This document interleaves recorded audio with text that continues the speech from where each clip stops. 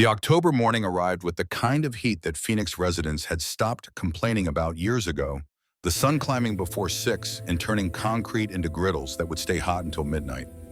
Ethan Walker woke at 5:47 under a rusted bus shelter on East Van Buren Street, his home for 3 weeks, since a construction crew had chased him from the previous squat behind a closed furniture store.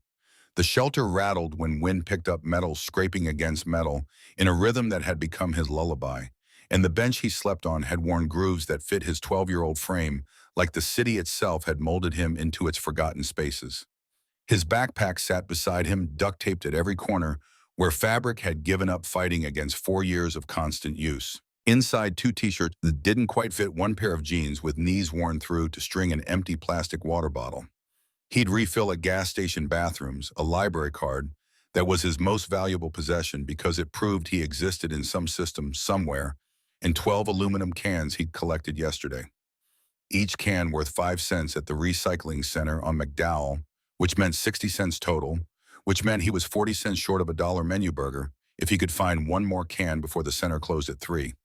Ethan stood and stretched his shoulders, protesting the concrete bench, and his stomach growling with a particular emptiness that came from rationing hunger over days instead of hours. He slung the backpack over one shoulder and began walking his route as practiced as breathing. The gas station 3 blocks north had a bathroom where the attendant changed shifts at 6:15, giving him a 7-minute window to wash his face and hands with the harsh pink soap that smelled like chemicals and false promises. The McDonald's on Central threw out yesterday's food at 6:30, and if he timed it right, he could sometimes find half-eaten burgers or fries that weren't completely cold yet. He found the burger behind the dumpster at 6:32, wrapped in paper that was only slightly grease-stained, missing just 3 bites. Someone had ordered it and decided they didn't want it after all, which was the kind of waste Ethan had stopped trying to understand years ago. He wrapped it carefully in a clean napkin from his backpack and walked 4 blocks to where the 3-legged dog waited near the laundromat, a mutt with ribs showing and eyes that had seen too much just like his. The dog's tail started wagging when Ethan appeared, the kind of recognition that made his chest feel tight with something he couldn't name. He sat down on the curb and unwrapped the burger, splitting it exactly in half with hands that knew how to measure fairness when food was involved. "I know, buddy. World's rough for guys like us." The dog ate his half in 3 bites, then pressed against Ethan's leg with the desperation of creatures who understood that kindness was rare and should be acknowledged. Ethan ate his own half, slower, trying to make it last, trying to fill the hollow space in his stomach that never quite closed, no matter how much he found or scavenged or rationed. But we look out for each other, right? That's what matters. Not how much we have, but whether we share what we've got. This was Ethan's secret, the thing that separated him from the hard edges this life tried to carve into everyone who survived it. He had a heart that refused to harden a soul that stayed soft, even when everything around him turned to stone and ash, and the kind of cruelty that poverty bred in people who'd stopped believing better was possible. The other homeless folks noticed.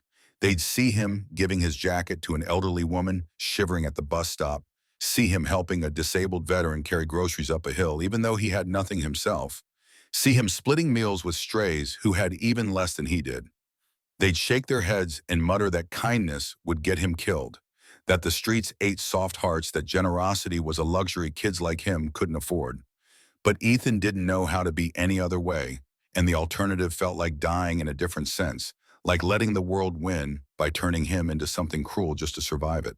By 11, he'd collected 18 cans from various dumpsters and recycling bins, which meant 90 cents, which meant he was still short of anything substantial, but could maybe afford a small fries if the dollar menu was feeling generous. The Phoenix sun was brutal now, turning the asphalt soft and making the air shimmer with heat that could break grown men. Ethan's worn sneakers stuck slightly to the pavement, with each step the soles more whole than shoe, and sweat soaked through his shirt in patterns that had become permanent stains. The library opened at noon, and Ethan was waiting at the doors when the cool air conditioning rushed out like a gift from whatever deity looked after invisible kids. Inside, he found his usual corner in the young adult section, pulled a book from the shelf without looking at the title because any story was better than his own, and pretended for 3 hours that he was a normal 12-year-old boy whose biggest problem was finishing homework before dinner. He'd been invisible for 4 years, ever since his mother, Diane, had chosen drugs over him one final time and left him at a gas station with a promise to come back that they both knew was a lie. For that, 6 months in foster care with a family whose kindness was performative and whose punishments were private, teaching him that official help was sometimes worse than no help at all. Before that, 2 years watching his mother try and fail and try again. Rehab twice, promises that lasted until the next craving, love that existed but couldn't compete with addiction's grip. Before that, a father who died of an overdose when Ethan was 6, leaving behind memories of piggyback rides and bedtime stories that felt like they'd happened to someone else. Some other boy who'd believed the world was safe and parents were permanent and tomorrow was guaranteed. That boy had died somewhere along the way, replaced by this one who knew that survival meant being invisible, meant not making eye contact or asking for help, or trusting that adults would show up when needed. Across Phoenix, in a neighborhood where the buildings had working air conditioning and the lawns stayed green, despite the desert climate, 6-year-old Sophie Reeves sat cross-legged on a carpet square at Desert Sun Community Center's afternoon reading program. Her fingers traced raised dots on the page before her braille letters forming words she whispered like secrets only she could hear. The world had always been blurry to Sophie, colors bleeding into each other like watercolors left in the rain, shapes existing without defined edges. Retinitis pigmentosa, the doctors had explained to her father Gabriel, with the careful gentleness they used when delivering news that couldn't be fixed with surgery or medicine or prayer. Her left eye was nearly blind already, the right eye deteriorating in ways that meant complete darkness would come. Eventually, maybe in 2 years, maybe in 5, but coming nonetheless with the inevitability of desert seasons. Around her, 6 other children navigated their own versions of blindness, volunteer teachers guiding them through texts with infinite patience and voices warm with understanding. Sophie's stuffed bunny sat in her lap, ears flopped over from years of being held too tight by hands that needed something soft to anchor to. Her mother had given her the bunny before dying of cancer 3 years ago, back when Sophie's world still had colors, she could see clearly, and a mother who sang her to sleep every night. Now she had her father Gabriel, who was both parents and completely devoted, who learned to braid hair from YouTube videos and read every article about raising daughters and showed up to every single reading session, even though his motorcycle club needed him elsewhere. The volunteer teacher's voice filled the small room with descriptions of a garden where flowers grew in every color imaginable. And Sophie smiled while imagining blues and reds and yellows she could only half remember from before her vision had started fading. She loved these afternoons, loved the quiet concentration of children who were learning to navigate darkness together, loved the way books became accessible through raised dots and patient voices. Her nanny Rosa was supposed to pick her up at 4, had picked her up at 4 every single day for 8 months, reliable as the Phoenix heat and twice as comforting. Sophie knew this schedule the way she knew her father's voice, trusted it, the way she trusted that her bunny would still be in her arms when she woke up from nightmares about her mother. At 3:47, the basement generator exploded with a sound like the world ripping apart. The building was old, the equipment older, the generator scheduled for replacement next month or next week or tomorrow, or whenever the funding came through that never quite materialized. The boom shook the floor beneath their feet and rattled windows in their frames, and before anyone could process what was happening, smoke began pouring through the ventilation system in thick black clouds that made breathing feel like drowning. Alarms screamed with the kind of urgency that turned orderly evacuation into controlled panic. Emergency lights flashed, creating shadows that jumped and twisted across walls, disorienting children whose vision was already compromised.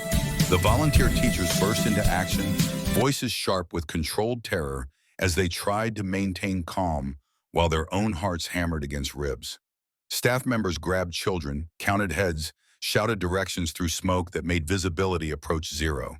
They pushed toward exits while calling names, trying to keep track of 8 visually impaired kids who couldn't see where they were going, even on good days, who now faced darkness and chaos and the particular terror that comes when the world stops making sense and safety becomes a memory rather than a reality. Sophie clutched her bunny and followed the movement of bodies, her limited vision making everything worse. The smoke stung her eyes until tears streamed. The flashing lights created after images that confused her brain's attempts to process visual information, and the noise overwhelmed every sense she had left.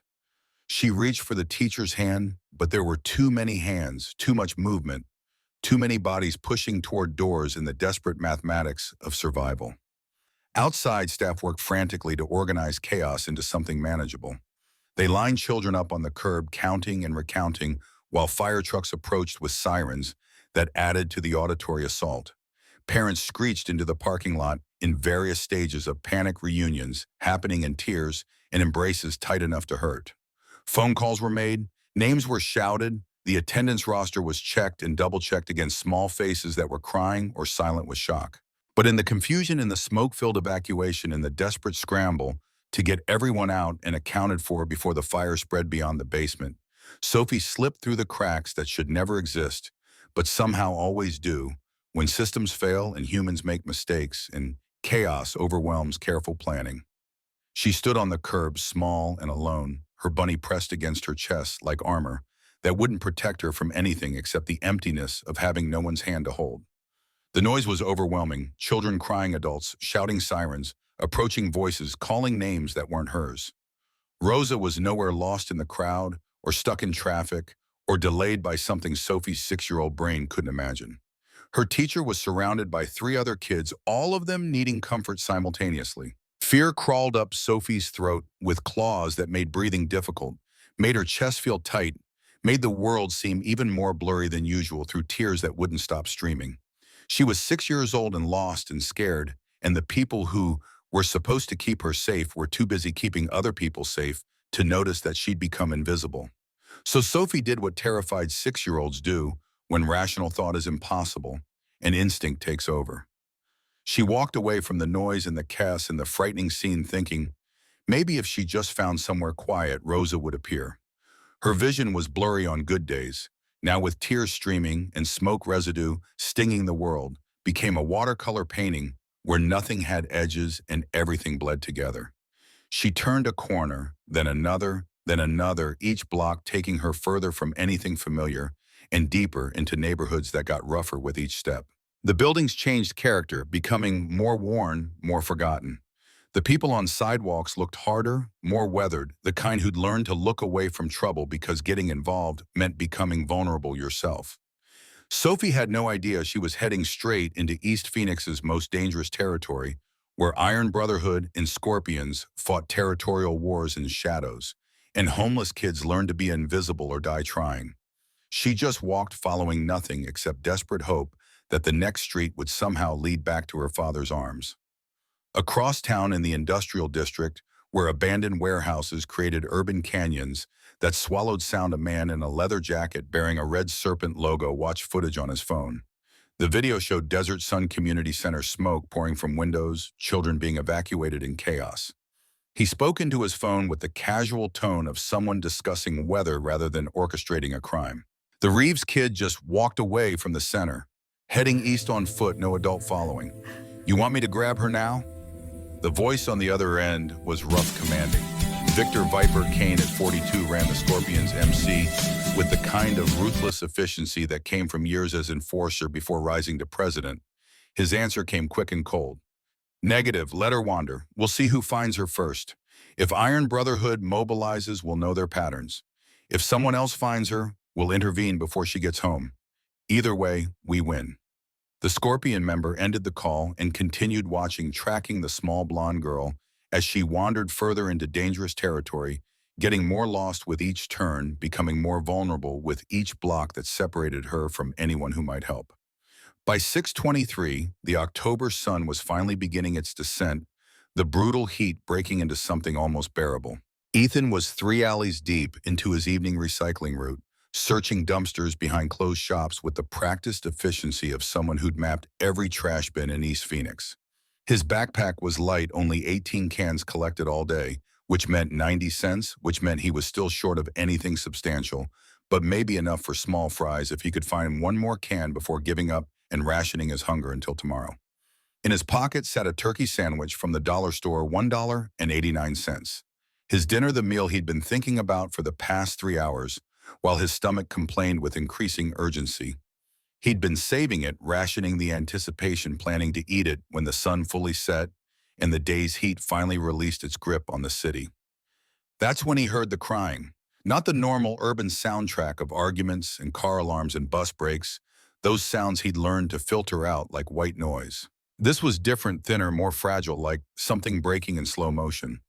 A child's sob, small and cracked, the sound of someone who'd been crying for so long their voice couldn't sustain volume anymore.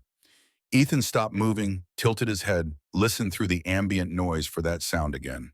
There behind the dumpster around the corner of the pawn shop with barred windows and graffiti covering brick walls. He followed it carefully, moving with the same cautious approach he used with stray animals, slow and quiet, not wanting to scare away whatever was making that sound. Past the dumpster around the corner, and there she was. A little girl, maybe 6 years old, sitting in dust and fading light, like she'd been placed there by someone who'd forgotten to come back. Her dark blonde hair was tangled and stuck to a tear-streaked face, knees scraped and bleeding, slightly closed dirty from wandering through alleys that weren't meant for children. But it was what she held that made Ethan's chest tighten with recognition. A stuffed bunny clutched so tight her knuckles had gone white, pressed against her, like it was the only solid thing left in a world that had stopped making sense. Ethan's heart did something painful, the kind of ache that came from seeing your own suffering reflected in someone else's face. He'd seen plenty of hard things in his 12 years, had witnessed cruelty that would have broken most kids his age, had survived things that left scars invisible, but permanent. But something about this tiny girl alone and terrified in an alley where she absolutely should not be hit him differently than anything else ever had. He approached slowly, lowered himself to her eye level, his worn sneakers scraping against pavement. His voice came out as gentle as he could make it, the tone he used with the three-legged dog and every other creature who'd learned that humans weren't always safe. "Hey, are you hurt?" The little girl looked up at him with eyes that weren't quite focused right, looking slightly past him rather than directly at him, the particular gaze of someone whose vision didn't work the way it should. Her bottom lip trembled, fresh tears spilled down cheeks that were already wet with old ones. "I can't find my nanny. I don't know where I am." The words came out broken, stuttering, with the kind of terror that comes from being 6 years old and completely lost in a world that suddenly doesn't have familiar landmarks, or trusted adults, or any explanation for how everything went so wrong so fast. Ethan didn't hesitate. He reached into his pocket and pulled out the turkey sandwich, the only food he had, the meal he'd been thinking about for hours, the dinner he'd planned and saved for and needed. He held it out to her with hands that were steady, despite the sacrifice he was making. "You can have this. You're safe with me. Okay, I promise." Sophie stared at the sandwich like she couldn't quite believe it was real. Like kindness was a foreign language she'd heard about but never experienced in places like this. But then her small hand reached out, fingers trembling, and she took it. The moment she touched it, something shifted in her face. Fear didn't disappear because terror that deep doesn't vanish in seconds, but it made room for something else. Trust. The kind of instant, instinctive trust that children give when someone shows them gentleness in the middle of chaos. Ethan offered his hand, palm up, non-threatening. His voice stayed gentle, stayed calm, even though his own stomach was screaming about the food he'd just given away. "Come on, I know a place where you can sit down, catch your breath. Then we'll figure out how to get you home." She took his hand without question, without hesitation, and he led her 4 blocks through East Phoenix's roughest neighborhood toward his bus shelter. The one with rust and rattle and concrete floor that was never comfortable, but was his, the closest thing to home he'd had in 4 years. He pulled off his hoodie, the only jacket he owned, the only layer between him and October nights, that got cold when the sun disappeared, and spread it on the ground so she wouldn't have to sit on bare pavement. From his backpack, he retrieved the battery-powered lantern he'd found 3 weeks ago, his treasure, the thing that made nighttime slightly less terrifying. He clicked it on, and warm yellow light pushed back the gathering darkness, creating a small bubble of safety in a city that had forgotten how to be gentle. Sophie sat on his hoodie, holding the sandwich in both hands, her bunny tucked under her arm. She looked up at Ethan like he was the first solid thing she'd found in hours of drowning, like he'd appeared specifically to save her from the particular nightmare of being lost and alone and unable to see clearly enough to find her way home. For the first time in a very long while, Ethan didn't feel invisible. Someone needed him. Someone saw him not as a homeless kid to avoid and or ignore, but as a person who mattered, who could help, who could make a difference, even when he had nothing except willingness to share what little he possessed. They sat together while Sophie ate the sandwich, and Ethan ignored his own hunger because feeding her mattered more than feeding himself. As night deepened and the desert air finally cooled, Ethan watched Sophie finish the last bite and understood with the clarity that comes from years of survival that she needed more than a bus shelter and a battery lantern. She needed real help, needed adults with resources, needed people who could actually get her home to whoever was frantically searching for her right now. He stood up, dusted off his jeans that were more dust than fabric at this point. Come on, we're going to find someone who can help you get back to your family. Sophie looked up at him with those blurry, tear-stained eyes and nodded with the absolute trust that terrified him. Because what if he failed her? What if he couldn't find help? What if the adults he approached didn't believe him, or didn't care, or made things worse instead of better? But he couldn't leave her here, couldn't walk away, couldn't do anything except try. Climb on, it's a long walk and your legs are tired. He knelt down, turned his back, and felt her small arms wrap around his neck. Her legs lock around his waist, the bunny pressed between them. Just like that, Ethan began walking through the Phoenix night with a 6-year-old girl on his back and absolutely no plan except keep moving until he found help or help found them. The city looked different at night. Neon signs buzzed and flickered, casting colored shadows across empty parking lots. Streetlights created pools of yellow that made the darkness between them seem deeper. Cars passed without slowing, their headlights sweeping over the boy and the girl, like they were just another piece of urban furniture, present but unimportant, visible but not worth stopping for. Ethan's shoulders started aching after the first mile, a dull burn that spread across his upper back and down his spine. His legs protested after the second mile, muscles that didn't have enough fuel to sustain this kind of exertion. But he didn't put her down. Couldn't put her down because Sophie's arms were wrapped around him like he was the only solid thing in a world that had betrayed her, and Ethan understood with bone-deep certainty what it meant to need someone to hold on to. They stopped at a gas station on the east side. Ethan used the outdoor faucet to fill his water bottle, letting Sophie drink first before taking a few sips himself. The clerk inside watched them through the window with suspicious eyes, but didn't come out to ask questions. Nobody ever did. Invisible kids stayed invisible unless they caused problems, and Ethan had learned years ago that survival meant not causing problems. He asked a woman pumping gas if she'd heard anything about a missing child. She shook her head and hurried into her car, like poverty might be contagious, like helping meant becoming vulnerable to whatever circumstances had made Ethan homeless in the first place. They kept walking past closed storefronts and check-cashing places with barred windows, past neighborhoods where Ethan usually slept, into areas he rarely traveled because the streets got meaner the further east you went. Sophie's weight on his back became constant pressure, impossible to ignore, but also somehow grounding. His hoodie was still back at the bus shelter left behind when they'd started this journey, and the October night air bit at his arms. But he kept going, one foot in front of the other, because stopping meant giving up, and Ethan had never learned how to do that. They passed a taco stand where the owner was closing up for the night. Ethan asked if he'd seen any police or heard about a lost girl. The man looked at them with tired eyes and shook his head, but he handed Ethan 2 leftover tacos wrapped in foil. Small mercies in a hard world, the kind of unexpected kindness that reminded Ethan that not everyone had forgotten how to be decent. Sophie ate hers in silence, her chin resting on Andrew's shoulder, exhaustion finally catching up to terror. Mile after mile, block after block, Ethan's body screamed for rest, but his determination wouldn't let him stop. Behind him, Sophie's breathing had become steady, almost rhythmic, the kind of half-sleep that came from being so exhausted that even fear couldn't keep you awake. Then, as they passed a small convenience store with flickering fluorescent lights and bars on the door, Ethan heard something that made him stop cold. A radio playing inside one of those old models sitting behind the counter, crackling with static between words. Ethan had learned to tune out background noise years ago, but something about the announcer's urgent tone cut through his exhaustion and made him move closer to the door. Sophie stirred on his back, but didn't wake fully, just tightened her arms slightly and mumbled something about her daddy.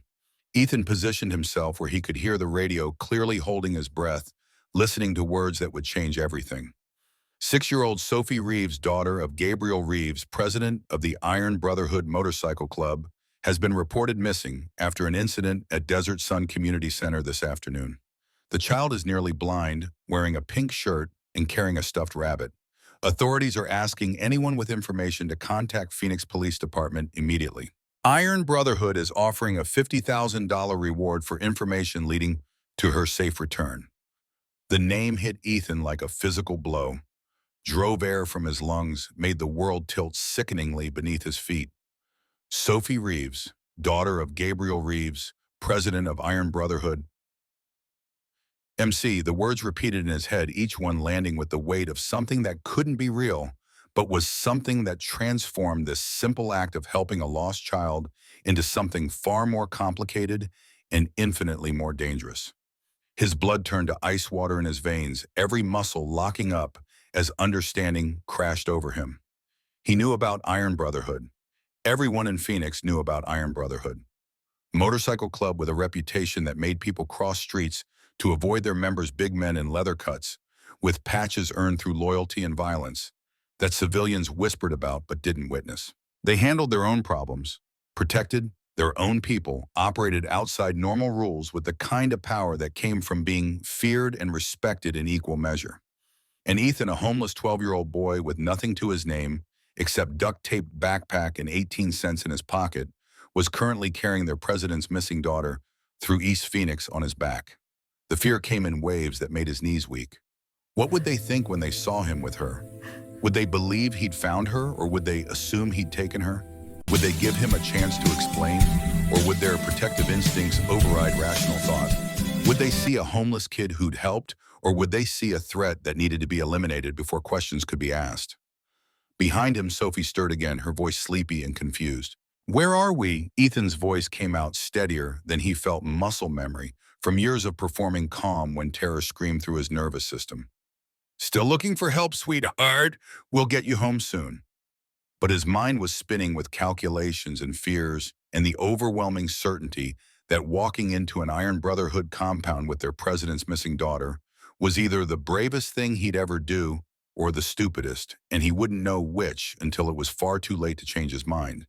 He could put her down somewhere safe, make an anonymous call to police, disappear back into the city's forgotten corners where he belonged. No one would know. No one would connect homeless kid to motorcycle club president's daughter. He'd be invisible again, safe in his obscurity, protected by the same anonymity that had kept him alive for 4 years. Then Sophie spoke again, her small voice carrying words that shattered every survival instinct he'd developed. "Thank you for being nice to me. Lots of people don't see me because my eyes don't work good, but you see me, Tyrone." The words hit Ethan harder than any physical blow ever could. This little girl with vision that barely functioned had seen him when the entire world looked through him like he didn't exist. She'd trusted him when she had no reason to trust anyone. She'd held on to him for miles because she believed he'd keep her safe, believed he mattered, believed he was worth trusting. His gentle heart made the decision before rational thought could interfere with what he knew was right. It didn't matter who her father was, didn't matter what might happen when he showed up at a motorcycle club compound, didn't matter that every survival instinct screamed for him to protect himself first and worry about consequences later. What mattered was getting Sophie home to people who loved her, to a father who was probably losing his mind with worry, right now to safety she deserved and couldn't reach without him. Somewhere in this city, a father was imagining every horrible thing that could happen to his daughter. Ethan knew that kind of love existed because he remembered his own mother before addiction stole hers, the way she'd held him when he was scared, the way she'd promised nothing bad would ever happen to him, even though she couldn't keep that promise. He knew what it meant to love someone enough that their safety mattered more than your own. Ethan stopped at another gas station, approached the attendant, with Sophie still sleeping on his back. The man was middle-aged, with suspicious eyes that had seen too much to trust easily. "Excuse me, sir. Can you tell me where the Iron Brotherhood compound is?" The attendant stared at him like he'd just asked for directions to his own funeral, like the request was so incomprehensible it required several seconds of processing before language could form around it. "Kid, you don't want to go there. That's not a place for... Please, I need to know where it is." Something in Ethan's voice and his eyes, in the desperate sincerity of someone who'd made a decision that couldn't be unmade, made the attendant pause. He looked at Ethan properly, saw Sophie sleeping on his back, clearly not his sister, clearly not supposed to be with him, and understanding dawned slowly like sunrise over desert mountains. Holy shit! Is that the Reeves kid, the one they're looking for? Ethan nodded, too exhausted for anything except honesty. Yes, sir. I found her lost. I'm bringing her home. The attendant's face went through several expressions in rapid succession. Shock, disbelief, something that might have been respect or might have been pity for someone who didn't understand what he was walking into. Kid, you got balls of steel or you're the bravest idiot I ever met. It's 10 miles east on McDowell, you can't miss it. Big warehouse with bikes everywhere and guys who will probably either kiss you or kill you, and I genuinely don't know which. Thank you, sir. Ethan adjusted Sophie's weight, made sure her bunny was secure, and started walking. The attendant called after him, voice carrying across the empty parking lot.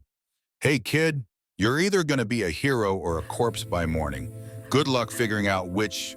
Mile after mile, Ethan's body moved past the point where pain registered as distinct sensation and became simply the baseline state of existence. His shoulders weren't just aching anymore. They'd gone numb in the way that suggested actual damage was occurring. His back felt like someone had driven knives between his vertebrae and was twisting them with each step. His feet bled inside his shoes, moisture making his worn socks stick to skin that had blistered and torn. But he walked faster now, driven by clarity and that cut through exhaustion like light through darkness. Sophie needed to be home. Her father needed to know she was safe.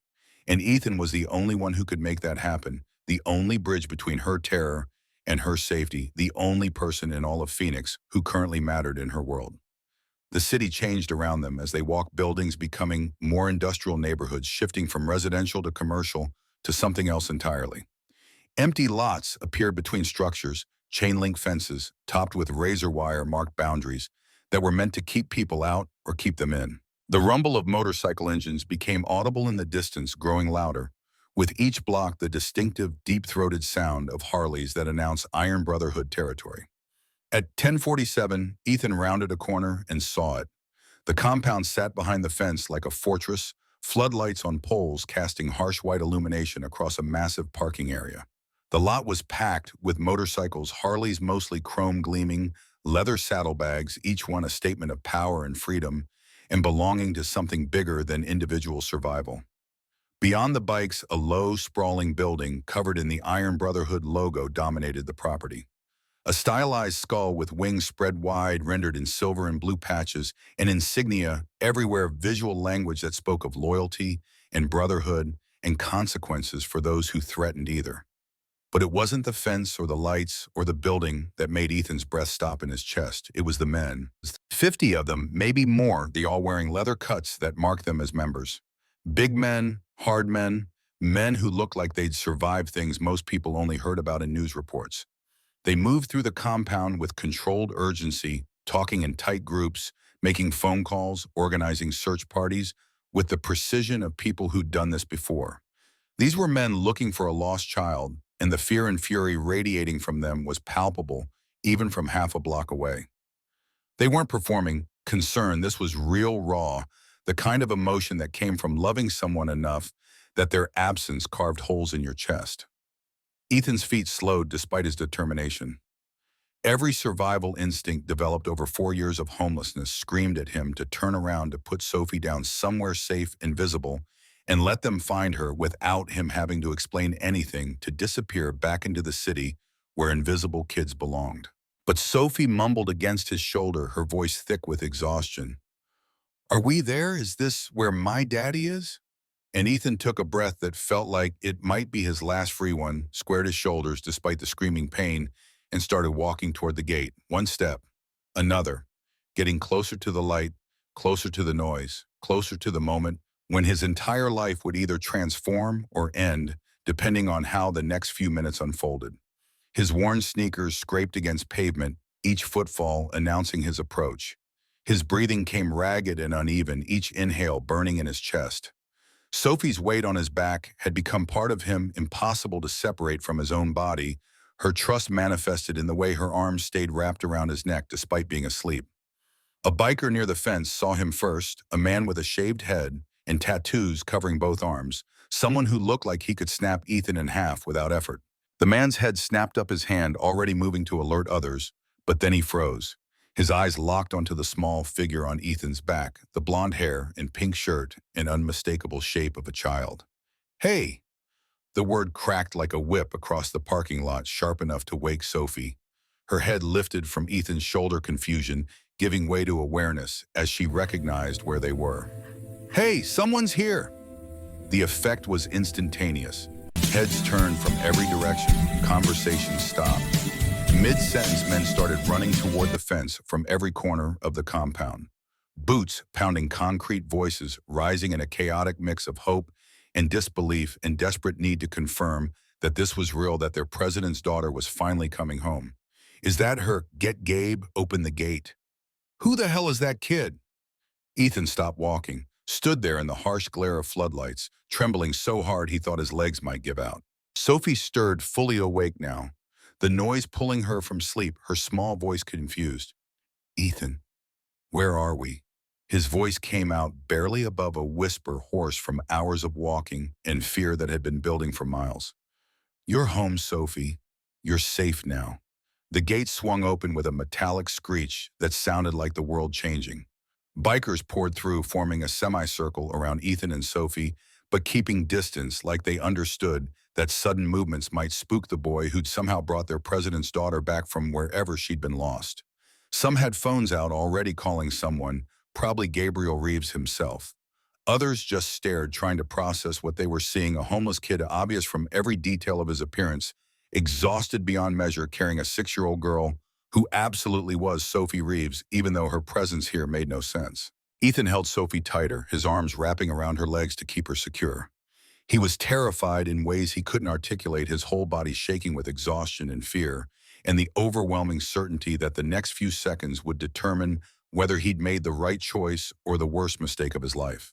The crowd of bikers shifted suddenly, creating an opening. Movement from the back of the compound, heavy footsteps approaching fast, and then they parted completely. Gabriel Reeves walked toward them with purpose that made the air feel electric. 6'3" shoulders, broad as door frames, built like someone who'd spent decades earning respect through actions rather than words. His leather cut hung perfectly across his chest, patches, an insignia marking him as president, as leader, as the man these 50 bikers would follow into hell if he asked. His face was weathered by sun and time and years of living outside society's normal rules. Dark hair with gray at the temples, beard, neatly trimmed tattoos covering both forearms in patterns that told stories Ethan couldn't read but understood anyway. But it was his eyes that Ethan would never forget, wild with fear, burning with something between rage and hope, desperate with the kind of emotion that came from imagining your child dead and suddenly discovering she might be alive. Gabriel Reeves covered the distance between them in 6 long strides, boots heavy against pavement, his presence filling the space like a storm approaching. Ethan braced himself, every muscle tensing, preparing for anger or accusations or hands that would grab him and demand answers. But then something happened that Ethan would replay in his mind for the rest of his life, something that transformed his understanding of what strength looked like and what it meant to be powerful. Gabriel Reeves dropped to his knees. This massive man, this president of one of Phoenix's most feared motorcycle clubs, this leader who commanded absolute respect from 50 hardened bikers, fell to the ground right there in front of Ethan, like his legs had been cut out from under him. And he reached for his daughter with hands that shook, with a face that showed every second of the 7 hours she'd been missing, with love so absolute it made everything else in the world seem small by comparison. "Sophie." The word came out broken, barely more than a whisper, but it carried everything: relief and terror and gratitude and the particular agony of almost losing the most important person in your world. Sophie's head whipped around at the sound of her father's voice, her limited vision trying to focus, and then she saw him, kneeling there with arms outstretched and face wet with tears he wasn't trying to hide. "Daddy." The word was sob and scream and prayer combined into a single sound.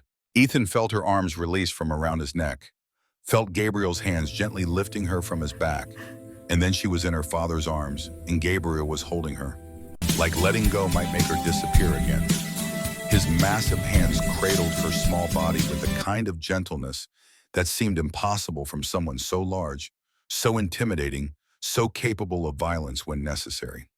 His face buried in her tangled hair, breathing her in, confirming through every sense that she was real and whole and safe.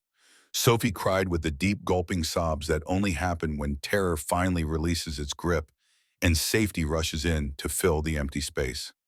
I got lost, Daddy. There was fire and smoke, and I couldn't find Rosa, and I walked and walked, and I was so scared I didn't know where you were. I know, baby girl. I know. I'm here now. I'm here. You're safe. Gabriel's voice cracked with emotion. He wasn't trying to disguise or control, tears streaming down his face, openly unashamed. His hands shook as they ran through her hair over her back, checking for injuries, making absolutely certain she was unharmed.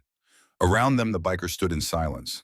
Tough men with hard faces and harder reputations, watching their president hold his daughter, and not a single one of them looked away or pretended this wasn't happening.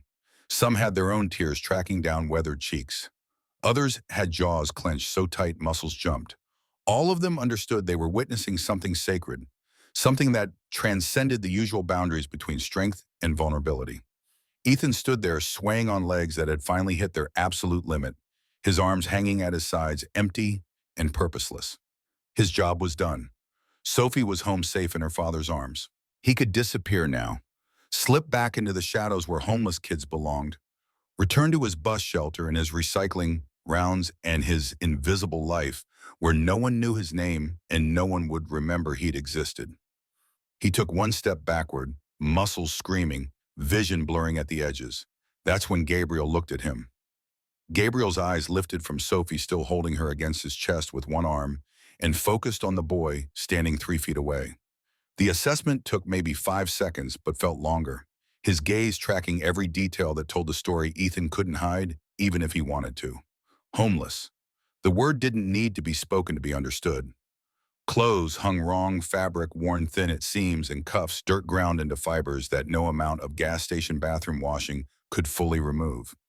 Jeans with knees that had gone from holes to strings, held together more by habit than structure. The backpack told its own story, duct tape forming silver patterns where fabric had surrendered years ago.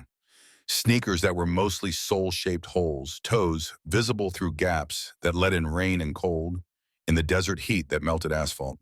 The boy's frame spoke of months without enough food, maybe years. Shoulders too narrow for someone who should still be growing, arms that hadn't developed the muscle mass 12-year-olds were supposed to have, cheekbones sharp enough to cast shadows in the harsh floodlights. His face carried dirt that had become permanent, the kind that settled into pores and stayed there, because daily showers were luxury rather than routine. But Gabriel also saw the trembling, the physical exhaustion that went beyond tired into something approaching collapse. The boy's legs shook visibly, muscles that had been pushed past their limits and were now operating on willpower alone. His shoulders slumped forward, curved in ways that it suggested carrying weight for distances bodies shouldn't sustain. Breath came in gasps that hurt to watch, each inhale visible as his chest heaved. The fear was there too, still present, despite delivering Sophie safely. This kid expected nothing good hoped for. Les was already preparing to run or defend himself or accept whatever punishment came next. Because that's what invisible kids learned kindness was, temporary trust was dangerous. And good things got taken away before you could believe they were real. Gabriel stood, slowly, careful movements that wouldn't spook the boy who looked ready to bolt. He shifted Sophie to his hip, her arms locked around his neck like she'd never let go, and took one step toward Ethan. The boy flinched but held his ground. "What's your name, son?" Ethan's voice came out rough throat, raw from hours of walking and fear that had been building since the radio announcement. Ethan Walker. You found her, you brought her here." "Yes, sir, I heard her crying behind a pawn shop on East Van Buren. She was lost and scared after some kind of fire at a community center. I gave her food, carried her, tried to find help. When I heard the radio say who she was, I wanted to get her home to you." The words tumbled out faster toward the end, confession and explanation and plea all mixed together. Gabriel processed them, while his eyes never left Ethan's face, reading truth in exhaustion that couldn't be faked and sacrifice that was written in every detail of what this kid had done. "How far did you carry her?" Ethan's shoulders lifted in something too tired to be a proper shrug. I don't know exactly. The attendant at the gas station said 10 miles from where he gave me directions. But we'd walked before that, so maybe 12 or 13 total. 13 miles. Gabriel did the math automatically. A homeless 12-year-old had carried a 6-year-old for 13 miles through Phoenix, through neighborhoods that got dangerous after dark without stopping, without knowing what would happen when he arrived, driven by nothing except determination to bring someone else's child home safely. Gabriel's hand landed on Ethan's shoulder, heavy and warm grounding in ways the boy probably couldn't process yet. You could have left her somewhere safe, called police anonymously, walked away before anyone connected you to her. Why didn't you? The question hung between them, challenge and test and genuine curiosity about what drove someone with nothing to give away everything. Ethan looked up at this massive man whose reputation should have terrified him, whose presence should have sent him running, and answered with honesty that felt like standing naked. Because she needed to get home to her dad. Because somewhere you were probably going crazy, thinking about all the bad things that could happen to her. Because I was the only one who could bring her back, and I couldn't live with myself if I didn't. Something shifted in Gabriel's expression, understanding mixing with respect and decision forming behind eyes that had gone from desperate to determined. Come with me. Not a request, not a threat, but something that existed in the space between an offer that came with weight, with implications, with consequences that would ripple forward through time in ways neither of them could predict yet. You're not going back to wherever you've been sleeping. Not tonight, not ever if I have anything to say about it. Ethan stared at him, brain too exhausted to process what those words meant, body too depleted to feel anything except confused relief that he wasn't being accused or attacked or blamed. Gabriel turned to the assembled bikers who'd been watching this entire exchange in silence. Someone get Elena. Tell her we need food, clean clothes, and a room ready. This kid's staying. The bikers moved immediately, no questions, no hesitation, orders from their president translating into action without needing explanation. Within seconds, 3 of them were on phones, 2 more heading toward the main building, the rest creating a protective formation around Gabriel, El, and Sophie and Ethan, like they understood something important had just happened, and their job was to make sure it stayed happened. Elena Martinez appeared within minutes, Gabriel's sister at 43, a nurse by training and instinct, her face showing the particular relief of someone who'd spent 7 hours imagining the worst and was now watching the best possible outcome unfold. She took one look at Ethan and her expression shifted from joy about Sophie's return to immediate concern about the homeless boy swaying on his feet. Oh, honey, come on. Let's get you inside before you fall down. Her hand on his arm was gentle but firm, guiding him toward the clubhouse while Gabriel followed with Sophie still clinging to him. Ethan's legs moved on autopilot following directions because his brain had stopped being able to make decisions hours ago, and his body was just grateful someone else was in charge now. Inside the clubhouse was warmer than anywhere Ethan had been in months, real heat that came from working HVAC systems rather than stolen moments near laundromat dryers. The main room had furniture that looked comfortable, walls decorated with motorcycle club memorabilia, and photographs that told stories of brotherhood spanning decades. It smelled like leather and motor oil and coffee, masculine, but not aggressive, lived in rather than performative. Elena led him to a bathroom, handed him towels that were thick and clean and smelled like fabric softener. Take as long as you need, sweet RTA charm. There is soap, shampoo, everything. I'll find you some clothes that fit better than what you're wearing. She closed the door, giving him privacy he hadn't expected, and Ethan stood in front of the mirror, staring at a version of himself he barely recognized. The boy looking back had dirt streaked across his face in patterns that mapped his journey, eyes that looked older than 12, exhaustion that went deeper than one night's lack of sleep. The shower was the best thing that had happened to him in 4 years.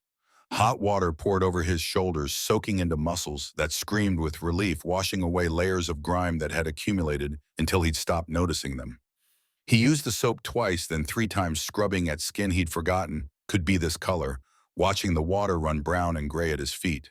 His hands found the shampoo and he washed his hair until it felt clean, for the first time since before his mother had left him, since before streets had become home and survival had become the only goal that mattered. The heat soaked into his bones, into places that had been cold for so long he'd accepted it as permanent condition. When he finally emerged wrapped in a towel, clothes were putting on a chair outside.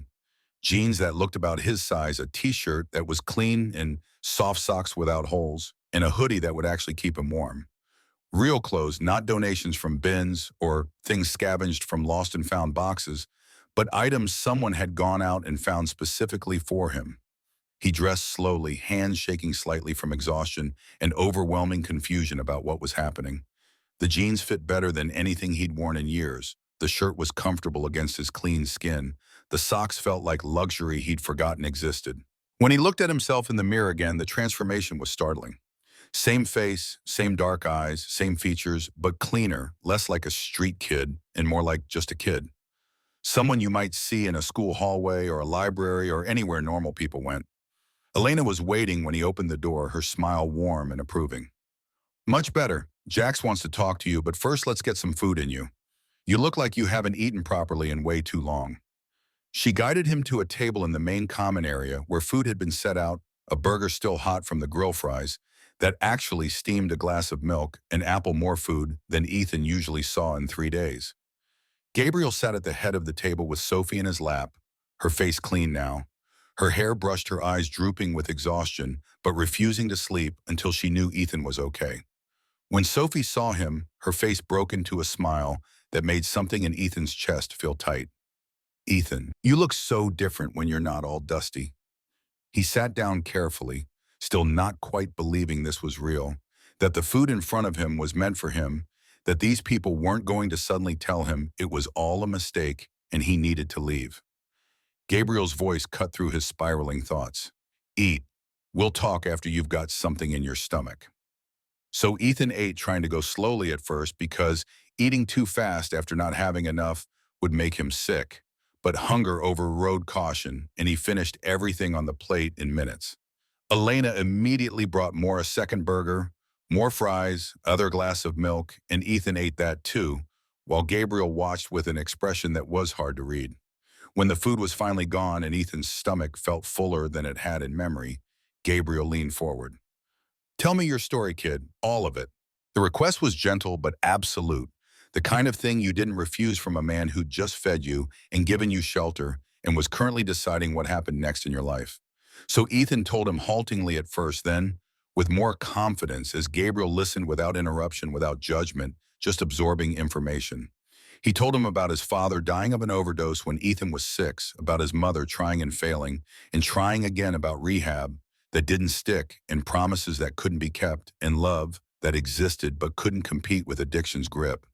He told him about being left at a gas station at 8 years old, about foster care that was worse than the streets, about 4 years of survival that had taught him being invisible meant staying alive.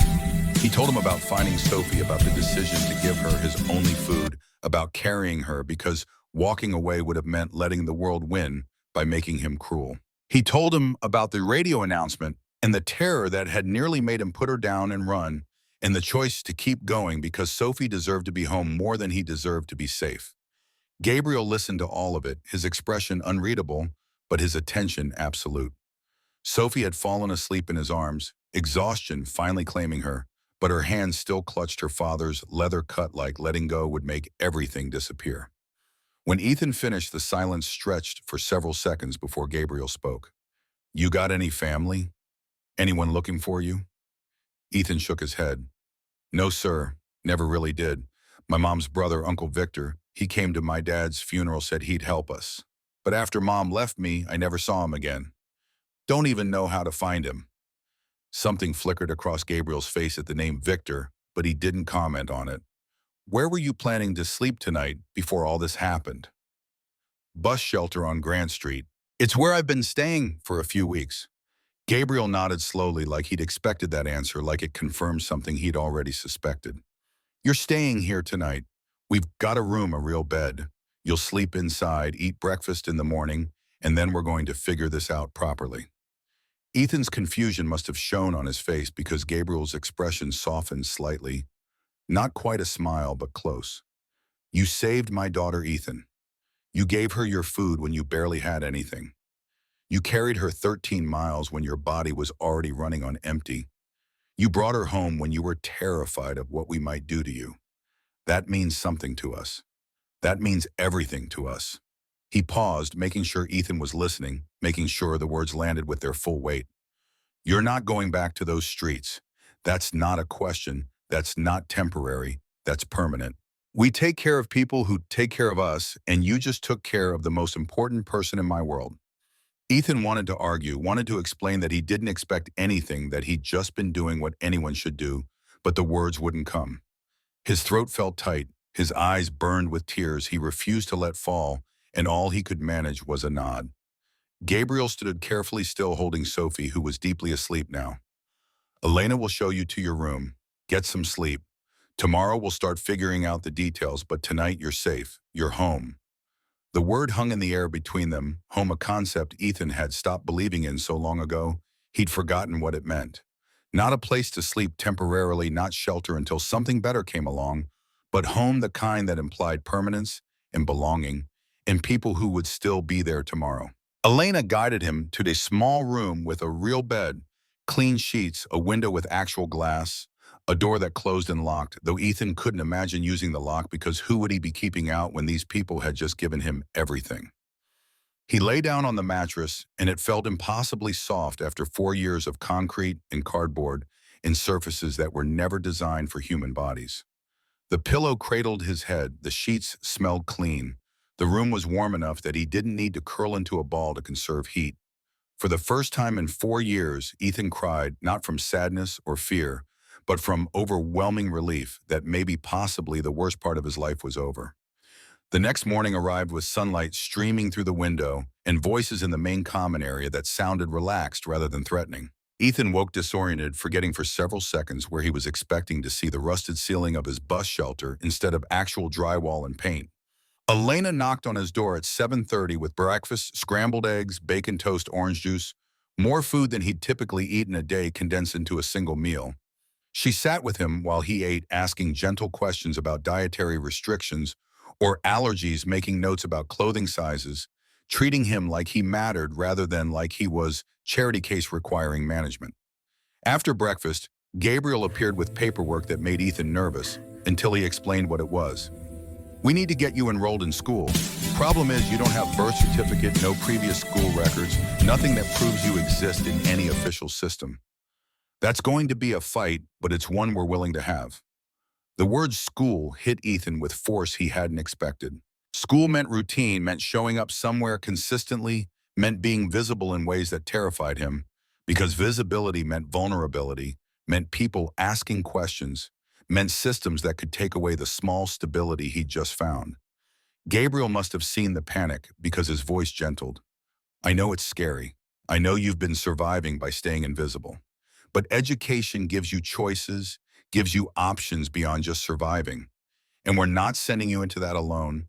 We'll be there every step, fighting every bureaucratic battle, making sure nobody takes you away from here. Over the next 2 weeks, the transformation continued in ways that felt surreal. Iron Brotherhood bikers showed up at school district offices in leather cuts, polite but immovable, refusing to accept impossible as an answer when administrators tried to explain why enrolling a homeless kid with no records couldn't be done. Father Michael Torres appeared from his church across town, vouching for Ethan's character, offering to serve as educational liaison if that helped overcome bureaucratic obstacles. Elena took Ethan shopping for clothes that actually fit, not from donation bins, but from actual stores, buying jeans and shirts, and shoes that were new, that had never belonged to anyone else, that came in sizes specifically chosen for his body. She bought school supplies, notebooks, pencils, a backpack that wasn't held together with duct tape, treating each purchase like it was normal, rather than the miracle it felt like to Ethan. Cole Martinez became a constant presence, the club's mechanic, who seemed to understand that Ethan needed something to do with his hands while adjusting to this new reality.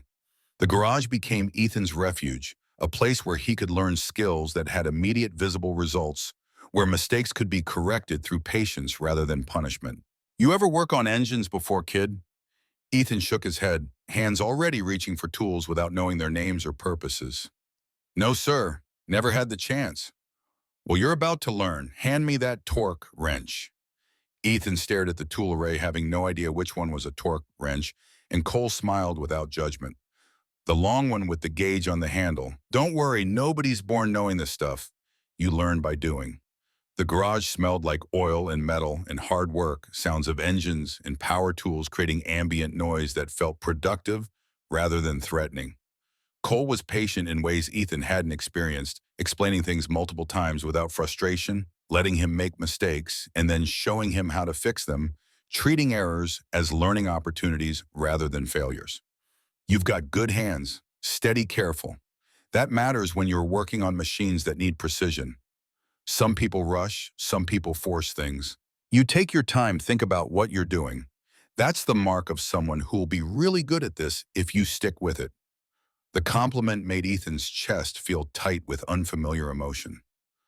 Pride, maybe, or the strange sensation of being seen as capable, rather than disposable, of having someone believe he could learn and grow and become something more than just a survivor. But the biggest constant was Sophie, who seemed to be everywhere Ethan went, calling his name, searching for him whenever she couldn't hear his voice nearby. Ethan, where's Ethan? And Ethan would appear from the garage or his room, and Sophie would light up like his presence was the best thing that had happened to her all day. She'd grab his hand, pull him toward whatever she wanted to share, chattering about her reading sessions, or something she'd heard, or a question she needed answered. Tuesday and Thursday afternoons became their ritual reading time that Sophie insisted on maintaining. They'd sit on the couch in the common area, Sophie leaning against his shoulder, while Ethan read aloud from whatever book she'd chosen, his voice steady and patient, slowing for difficult words, pausing when she wanted to trace Braille letters with her fingers. Between sentences, he started teaching her something he'd learned from necessity, how to identify people by sound rather than sight. Hear that engine? That's Cole's bike. It's got a deeper rumble like thunder rolling in from far away. Different from Ryan's, which has a higher pitch. You hear the difference. Sophie tilted her head, concentrating, her face serious with the effort of learning this new skill. I think so. Cole's is lower. Exactly. And that one coming in now, that's your dad's. You'll always know when he's coming home because his bike sounds like it's got more power than it needs but uses it carefully. Over weeks, Sophie learned to identify every member of the club by their engine sounds, could predict who was arriving or leaving before they appeared, navigating her world through audio cues that gave her independence and confidence that vision alone couldn't provide. But underneath the surface transformation, beneath the clean clothes and regular meals, an education that was slowly becoming reality, darker currents were moving in Phoenix's underbelly. 3 weeks after Ethan's arrival, Ryan Cross found Gabriel in his office, the young biker's face tight with concern that immediately put Gabriel on alert. Prez, we've got a problem. The Scorpions have been asking questions about Sophie, about who found her, about the homeless kid who walked into our compound that night. Gabriel's jaw tightened, hand automatically reaching for the phone on his desk before Ryan continued. Viper himself showed up at Eddie's bar last night. Asked the bartender if he'd seen a skinny homeless kid, said he was looking for family. But Prez Viper doesn't have kids. This is about something else, and it feels wrong. Gabriel called an emergency officers meeting, just the core leadership, Tommy Chains, the VP, Ryan, who was road captain, and Cole, the mechanic, who'd become trusted despite only being with the club for 18 months. They gathered in his office while Sophie played outside with Ethan, both of them visible through the window, both of them unaware that their safety was about to become the primary concern. Tommy laid out what he'd learned through back channels and careful inquiries. We've been hearing rumors for weeks, dismissing them as bullshit because they seemed too conspiracy-minded. But multiple sources are now saying the same thing. The fire at Sophie's community center wasn't an accident. Someone cut the fuel line on that generator. The explosion was deliberate. The evacuation was planned chaos. This wasn't random equipment failure, Prez. This was orchestrated. The words landed like physical blows, each one confirming Gabriel's worst instincts about why Sophie had been vulnerable that day. The Scorpions tried to kidnap her. They orchestrated the fire, created the confusion, planned to grab Sophie during the evacuation and use her as leverage to force us into giving up territory or operations, or both. But Ethan found her first before they could execute. Now they want to know who this kid is and whether he's a threat to their next attempt. Gabriel's blood turned cold, protective instincts overriding everything else. They want Ethan because he disrupted their plan, and because they want another shot at Sophie. If they can get to Ethan, they might be able to use him to draw Sophie out or leverage him against us because they know we've gotten attached. Gabriel stood pacing to the window where he could watch Ethan teaching Sophie something about motorcycle maintenance, both of them laughing at a joke he couldn't hear from this distance. Double security. Nobody goes anywhere alone. Eyes on both of them 24/7. And find out everything you can about the Scorpions' current operations. I want to know what they're planning before they can execute. Ryan cleared his throat, clearly uncomfortable with what he needed to say next. There's more. I did some digging on Viper. His real name is Victor Kane. His younger sister was named Diana Walker, married a guy named Thomas Walker. She died of an overdose 8 years ago, left behind a son. The implications hung in the office like smoke, thick and suffocating. You think Viper is Ethan's uncle? Bio-uncle who abandoned the kid when his sister died. Yeah. If he abandoned Ethan for 8 years, why is he suddenly interested now? What changed? Gabriel turned back to the window, watching Ethan show Sophie how to check tire pressure, the boy's gentle patience with her exactly like everything else he'd shown since arriving. He's interested because Ethan represents access to Sophie, because having a biological connection to a kid we've taken in gives him leverage, gives him excuses to be around, gives him opportunities to execute whatever plan they're building. The realization settled heavy in his chest. Ethan wasn't just a kid they'd rescued from streets. He was a target, a vulnerability. The Scorpions would exploit a way into their family that needed to be protected as fiercely as Sophie herself. That evening, Gabriel sat Ethan down in his office, Sophie playing in the corner with her bunny, close enough to hear, but occupied enough not to interrupt. Kid, I need to ask you something. Your mom's name was Diane, right? And she had a brother. Ethan nodded, wariness creeping into his expression, like he suspected where this was going. Victor. Uncle Victor came to my dad's funeral, told Mom he'd help us. But after she left me at the gas station when I was 8, I never saw him again. Figured he didn't want to be found or didn't want to find me. Gabriel's voice stayed gentle but carried weight that made Ethan sit up straighter. Your uncle runs the Scorpions MC, the club we're in territorial conflict with, and we have reason to believe they're interested in you and in Sophie for reasons that have nothing to do with family reunions. Fear flooded Ethan's face, the kind that came from understanding you'd brought danger with you, that your past had followed you here, that people who'd shown you kindness were now targets because of your existence. Because of me, because I brought Sophie here, I made you all targets. No. Gabriel's voice cut through the spiral with absolute certainty. You saved her.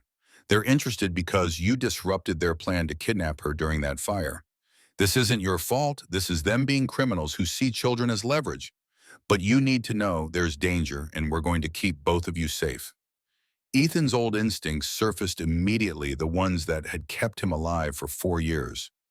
Maybe I should leave, go back to the streets. If I'm gone, they have no reason to. You're not going anywhere. Gabriel's hand landed on Ethan's shoulder with gentle firmness. You're family now. We protect family, which means you and Sophie both. The Scorpions want to use you to get to us. They're going to find out what happens when you threaten Iron Brotherhood. But guilt wouldn't leave Ethan's face, wouldn't release its grip on his thoughts. And Gabriel understood that this kid had spent 4 years believing he was poison to everyone who tried to help him, that bad things followed him, that safety was temporary, and loss was inevitable. 4 weeks after Ethan's arrival, Cole asked him to stay late in the garage after everyone else had left. They'd been working on a Harley rebuild together, a project that was teaching Ethan everything about engines from frame up, and Cole seemed nervous in ways that were completely unlike his usual steady presence.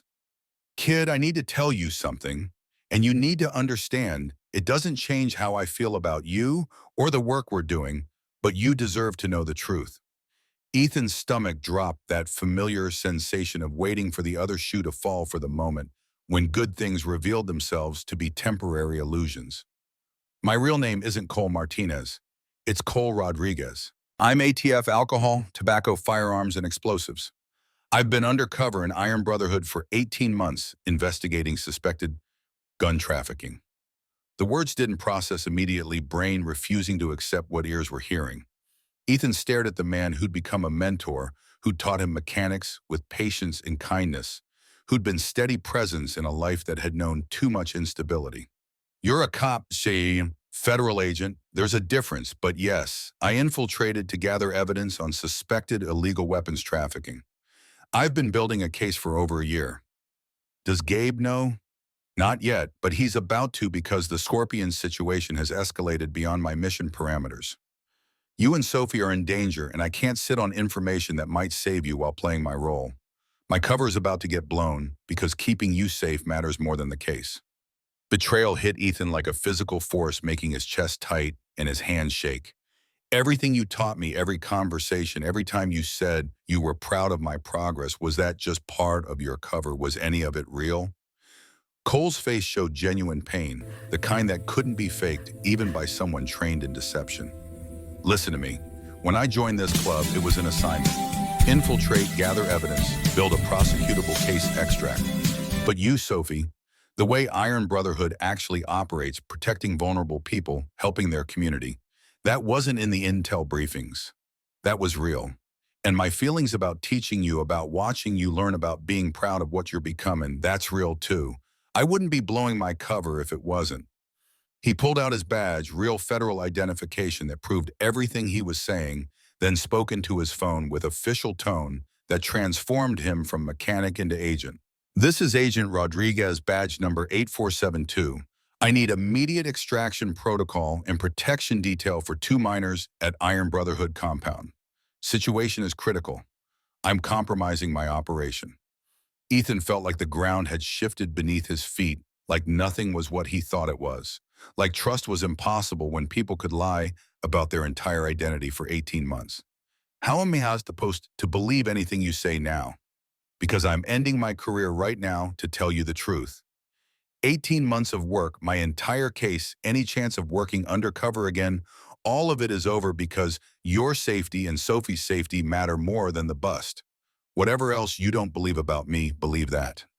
They walked to Gabriel's office together, other club members noticing the tension and following at a distance. Something significant was happening. You could feel it in the air like pressure before a storm. Cole entered first, Ethan behind him. Gabriel looked up from paperwork, saw their expressions, immediately understood this was serious enough to stop everything else. What's wrong? Cole's voice was steady despite the weight of what he was about to say. Gabe, my real name is Cole Rodriguez. I'm ATF. I've been undercover for 18 months investigating suspected gun trafficking. I'm telling you now because the Scorpion situation has escalated. Sophie and Ethan are in immediate danger, and protecting them supersedes my mission. The silence was absolute. Gabriel stood slowly, his face unreadable, but body language radiating fury and betrayal that filled the room like poison gas. Other bikers who'd followed heard enough weapons appearing in hands surrounding Cole in formation that suggested violence was imminent. You're a Fed. Yes, and before you decide what to do about that, you need to hear what I know about the Scorpions and what they're planning. Gabriel's voice could have frozen water. You've got 60 seconds before I let my brothers decide what happens to undercover agents who infiltrate our family. Cole talked fast words tumbling over each other in his rush to get information out before violence overtook communication. Viper Kane orchestrated Sophie's kidnapping attempt. The community center fire was deliberate. They cut the fuel line, created the chaos plan to grab her during evacuation. Ethan, finding her first, disrupted everything. Now they want him either to use as bait to draw Sophie out again or as leverage against you because they know you've grown attached. My investigation wasn't focused on you, it was focused on them. They're running bonds and drugs through Phoenix using the MC as cover. Your club came up as potential rival target, so I joined to gather intel. What I found is that Iron Brotherhood is clean, no drugs, no illegal weapons, just a motorcycle club protecting their people. That's not in my official reports, and it never will be. Gabriel processed this mind working through implications and revelations and the impossible complexity of someone being both betrayer and protector simultaneously. So you've been lying to us for 18 months. Yes, but what I told Ethan is true. My feelings about this family, about teaching him about Sophie's safety, about the brotherhood I've witnessed here, that's all real. I'm burning my career right now to make sure they're protected. That should tell you something about what I value. Tommy Chains spoke from the doorway, voice carrying urgency. Federal agents are 5 minutes out. Multiple vehicles approaching from 3 directions. Before Gabriel could respond, before the confrontation could resolve into violence or understanding or something in between, the world exploded into chaos. Three explosions at the compound's perimeter, rapid succession, flashbangs designed to disorient and create panic. Then gunfire, automatic weapons, professional coordinated. The Scorpions weren't asking for negotiation, weren't giving warning. They were attacking with overwhelming force. Gabriel's roar cut through the chaos. "Sophie, where's Sophie?" Ryan was already moving, sprinting toward the main building. "She's with Elena in the kitchen." But even as the words left his mouth, the kitchen door burst inward, splinters flying, three Scorpions rushing through the breach. One of them grabbed Sophie, who was screaming and fighting with every ounce of strength her small body possessed. Elena was on the floor, blood streaming from her head, where she'd been struck with something heavy, consciousness fading. Ethan saw it happen from the office window. Watched Sophie being carried towards Scorpion's motorcycles, waiting at the breached fence, watched his worst fear materializing. People he loved were being hurt because of him, because his uncle had orchestrated this, because Ethan had brought Sophie home and disrupted their original plan. Something inside him didn't break. He transformed. 4 years of invisibility, of surviving by not being noticed, suddenly became asset rather than liability. He didn't think, didn't hesitate, just moved with purpose that came from somewhere deeper than conscious thought. He ran toward the kitchen, small body moving low and fast, using his size as advantage rather than weakness. The Scorpions were focused on Iron Brotherhood bikers, fighting back on holding position until their exit route cleared on managing Sophie, who wouldn't stop struggling. They didn't see the homeless kid who'd spent 4 years perfecting the art of not being seen. Ethan slid under a parked truck, emerged on the other side near the Scorpion carrying Sophie. She was still fighting, still screaming for her daddy, and the man struggled to hold her while protecting his retreat. Ethan grabbed a tire iron from the truck bed, swung it with every ounce of strength his 12-year-old body possessed, connected with the Scorpion's knee. The man's scream dropped. Sophie collapsed. Ethan grabbed her hand. "Run!" They ran to the small bodies, using parked bikes and vehicles as cover, while bullets flew overhead. Iron Brotherhood was fighting back, now Cole with them despite his blown cover, because Sophie's safety transcended investigations and careers and anything except keeping her alive. Ethan pulled Sophie behind the storage shed, covered her body with his own, waited for the gunfire to stop. 7 minutes. 7 minutes that felt like 7 hours. Iron Brotherhood pushed the Scorpions back with overwhelming force. Men who'd been soldiers and fighters and survivors, protecting their home and their family with ferocity that made the rival club retreat, carrying their wounded. When silence finally came, Gabriel found them behind the shed. Sophie clutched in Ethan's arms, both shaking but unhurt, traumatized but alive. Gabriel dropped to his knees, pulled them both into an embrace so tight it hurt, his voice breaking when he spoke. "You saved her again. You saved her again, kid." But Ethan was crying, guilt, overwhelming relief. "This is my fault. They came because of me. Elena's hurt because of me. Everyone's in danger because—" "No." Gabriel's voice cut through the spiral with absolute authority. "The Scorpions came because they're evil. Elena's hurt because they're violent. This is not your fault. You saved Sophie twice now. You're a hero, kid, a goddamn hero." Federal agents swarmed the compound within minutes, Cole's call having brought them sooner than expected. ATF, FBI, Phoenix PD. They secured the scene, arrested wounded Scorpions left behind, began processing evidence that would build cases spanning multiple agencies. Cole's cover was completely destroyed, but his information about Scorpion's operations gave authorities everything they needed for massive takedown. But the immediate problem remained stark and undeniable. Sophie wasn't safe at the compound. Neither was Ethan. The Scorpions knew where they lived would come again, with different tactics, wouldn't stop until they either succeeded or were completely dismantled. An hour after the attack, a black sedan pulled into the compound carrying Margaret Chen, CPS supervisor. At 48, her face showing the rigid certainty of someone who believed rules existed for good reasons, and deviation led to chaos. She carried court orders, an official authority voice sharp with bureaucratic power. "Mr. Reeves, I've been authorized to conduct emergency assessment of this environment. An armed assault just occurred here. Children were endangered. I'm removing both Sophie and Ethan, pending full investigation into whether this compound constitutes safe placement." Gabriel's face went white with rage and terror, hands automatically reaching for Sophie, who pressed against his leg.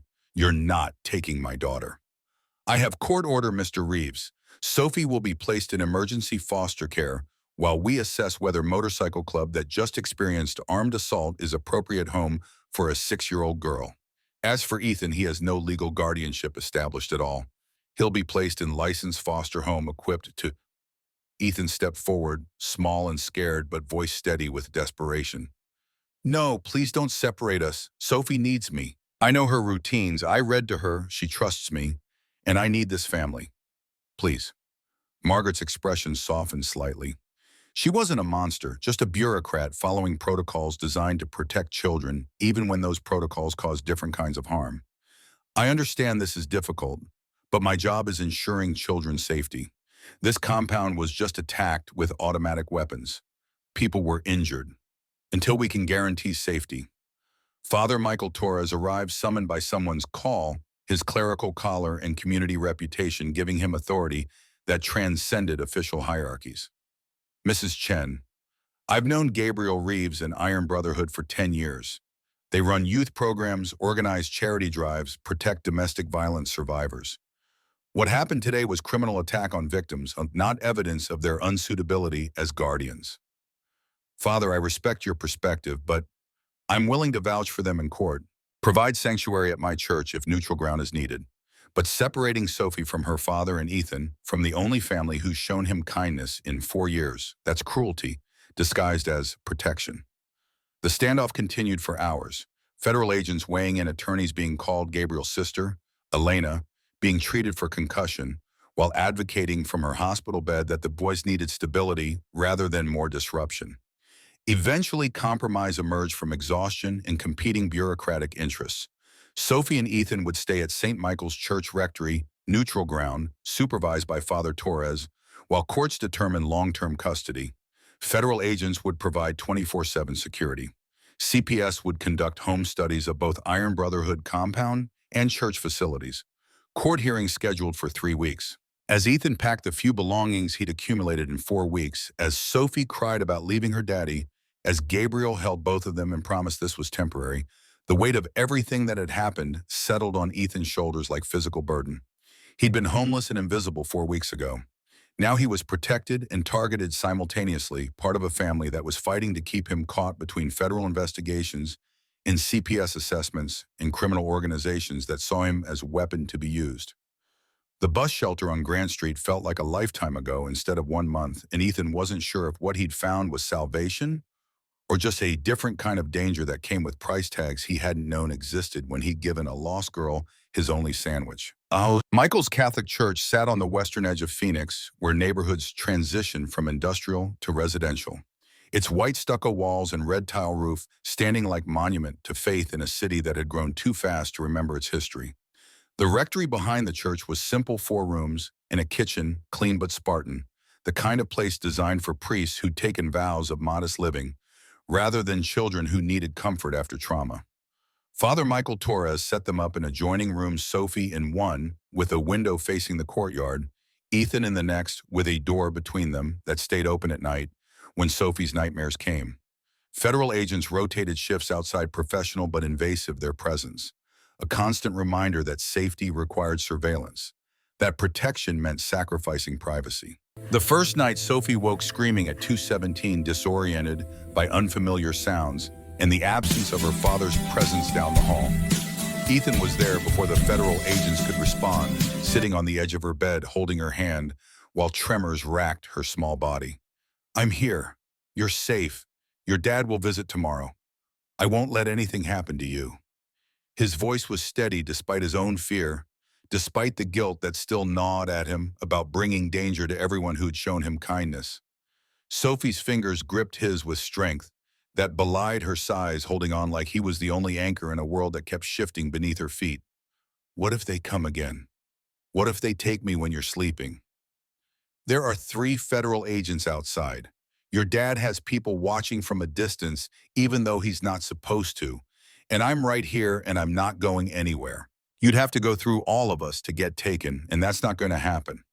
Father Torres appeared in the doorway, his lined face showing concern, mixed with understanding, born from decades of ministering to people in crisis. Can't sleep either. I've got hot chocolate in the kitchen if you're interested. They sat at the small table while the priest heated milk and mixed cocoa, his movements unhurried despite the late hour. He set mugs in front of them, steam rising in patterns that caught the overhead light. Your father called 3 times already tonight, Sophie.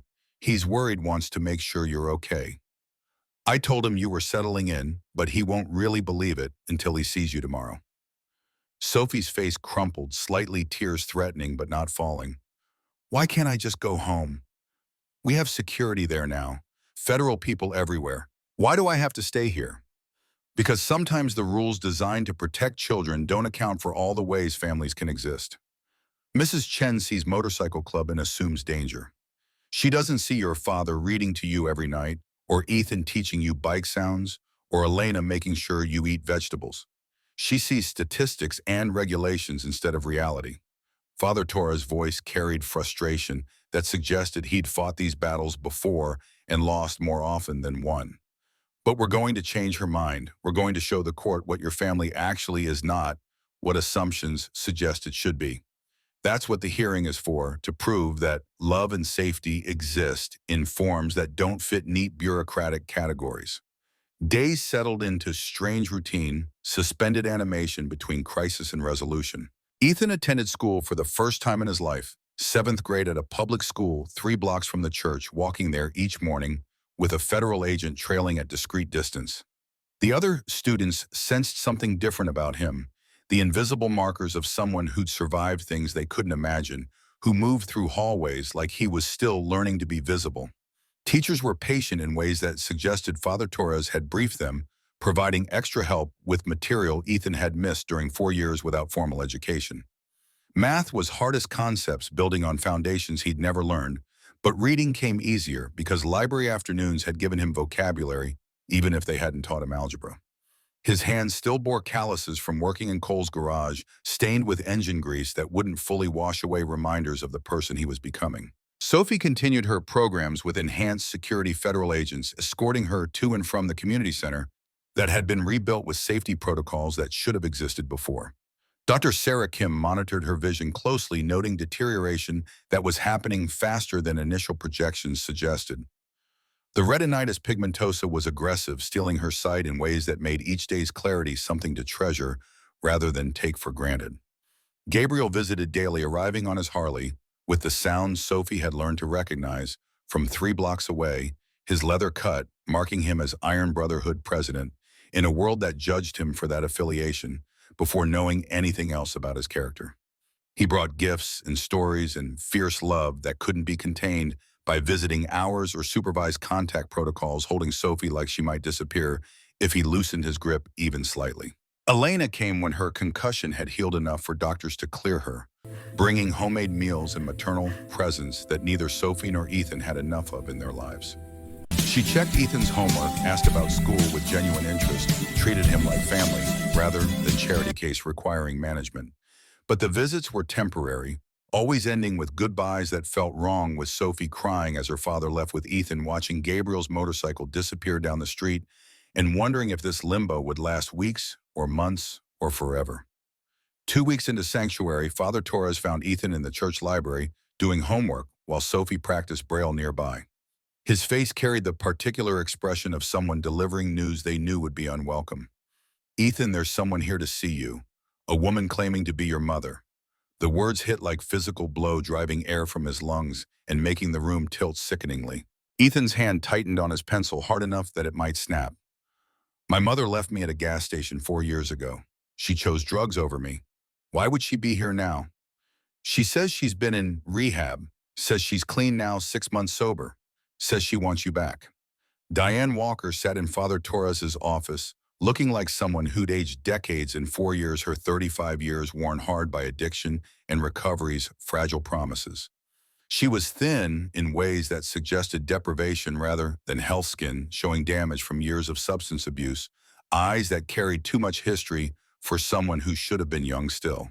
But she'd cleaned up, no visible track marks, clothes that were neat if worn, hairbrushed, makeup applied with care that suggested she was trying to present herself as functioning adult. When Ethan entered, she started crying immediately.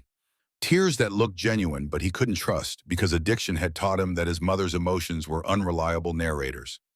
Baby, my baby boy. I've been looking everywhere for you. I'm so sorry. I'm so sorry for everything I did, for leaving you, for choosing drugs over my own son. I was sick, but I'm better now. I want to make up for lost time. Ethan felt absolutely nothing, which was somehow worse than feeling anger or hurt or betrayal. This woman had abandoned him when he was 8 years old, had left him to survive on streets that should have killed him, had never looked back or tried to find him until now. Why are you here? Because I'm your mother. Because I love you. Because I've been clean for 6 months and I have an apartment and I'm working and I want my son back. You heard about the reward money. Ethan's voice was flat, stating fact rather than asking question. When Sophie went missing, Iron Brotherhood offered $50,000. You heard about that, heard I was involved somehow, and you think I have access to it or that Gabriel will give you money for reuniting with me. Diane's face flushed confirmation written in her expression before words could form denials. No, I want my son. The money doesn't matter. You're lying. Father Torah's voice cut through her protest with the authority of someone who'd heard thousands of confessions and knew when truth was being twisted. Mrs. Walker, if you're serious about reunification with your son, there are proper legal channels. You'll need to petition the court, prove your sobriety is stable, demonstrate you can provide appropriate care. That process takes months. I don't have months. I need him now. He's my son. I shouldn't need court permission to. You abandoned him 4 years ago. You have no custody rights. Whatever you think you're entitled to disappeared when you left him at that gas station and drove away. Diane's desperation showed through cracks in her composure, truth spilling out in fragments she couldn't control. I heard about the reward on the news. $50,000 for information leading to the Reeves kids' return. I thought if I could reconnect with Ethan, maybe the bikers would be grateful. Maybe they'd help me get back on my feet. I'm barely making rent.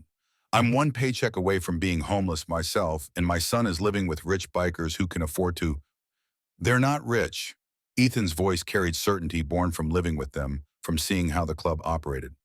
They work hard for everything they have. They run legitimate businesses and help people, and they took me in when I had nothing because that's who they are. And you're not here because you love me. You're here because you think I'm a meal ticket. Margaret Chen had been standing in the doorway documenting this entire exchange, taking notes that would become part of the court record. Her face showed disgust that even bureaucratic professionalism couldn't fully mask. Mrs. Walker, I suggest you leave. If you want to pursue reunification, contact family court and begin the proper process. But understand that this conversation will be part of the assessment and it doesn't reflect well on your fitness as a parent. Diane tried manipulation one final time, voice breaking with tears that might have been real, even if the motivation behind them wasn't. But I love you, Ethan. I know I made mistakes, terrible mistakes, but I'm still your mother. Don't you want to give me another chance? Ethan looked at this woman who'd given birth to him, but had stopped being his mother years ago, and spoke with clarity that came from understanding the difference between biology and family. You're not my mother anymore. A mother doesn't abandon her 8-year-old child at a gas station. A mother doesn't choose drugs over her son for 4 years. You gave up the right to call yourself my mother when you left me. The people who love me are at Iron Brotherhood. Gabriel, Elena Cole, Ryan, Tommy, they were my family now. They showed up when I needed them. You didn't. Diane left crying, but Ethan suspected the tears were more about losing potential financial support than losing him. That night, he told Sophie about the visit, needing to process it with someone who would understand the particular betrayal of parents who were supposed to protect, but didn't. That's not fair. She left you, and now she wants you back. If my mommy was alive, she would never leave me. Your mom is mean. Sophie's 6-year-old sense of justice was absolute, uncomplicated by adult nuances about addiction and disease and circumstances. Ethan felt relief that someone saw the situation clearly, that his decision to reject his biological mother wasn't unreasonable or ungrateful. Yeah, but it's okay because I have real family now. Your dad, Elena, everyone at the compound. And I have you. You're like the little sister I never had.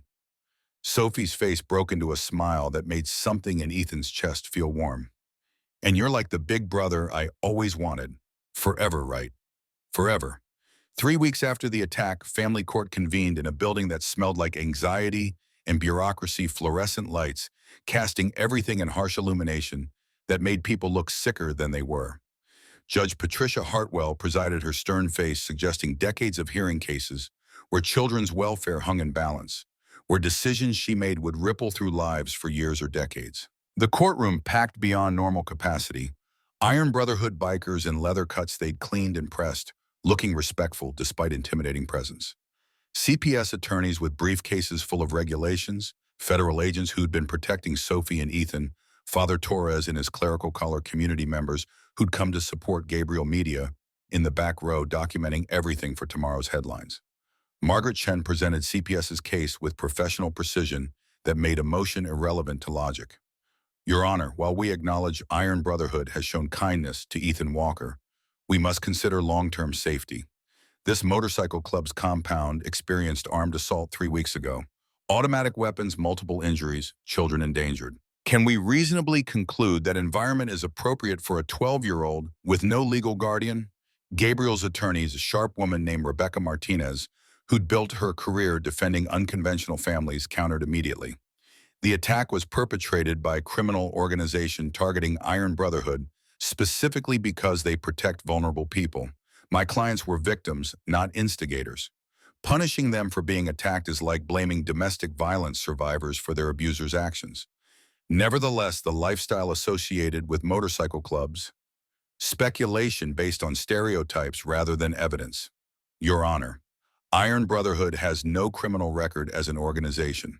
They run charity programs, serving at-risk youth, organize community fundraisers, provide security for domestic violence shelters. Their actual operations contradict Mrs. Chen's assumptions. Judge Hartwell's voice cut through the back and forth. I'll hear testimony. Let's start with the child himself. Ethan took the witness stand feeling small in the wooden chair, his 12 years obvious in ways that made him look younger than he was. Under oath, he told his story with voice that stayed steadier than his hands, explaining 4 years of homelessness, the night he found Sophie, his decision to bring her home, despite terror the family that had formed around him in weeks. Margaret Chang cross-examined with gentleness that didn't mask her skepticism. Ethan, you have only known these people for 6 weeks. Isn't it possible your confusing gratitude for family, that desperation for stability, is making you see something that might not be sustainable long-term? No, ma'am. I know the difference between adults being nice temporarily and actual family.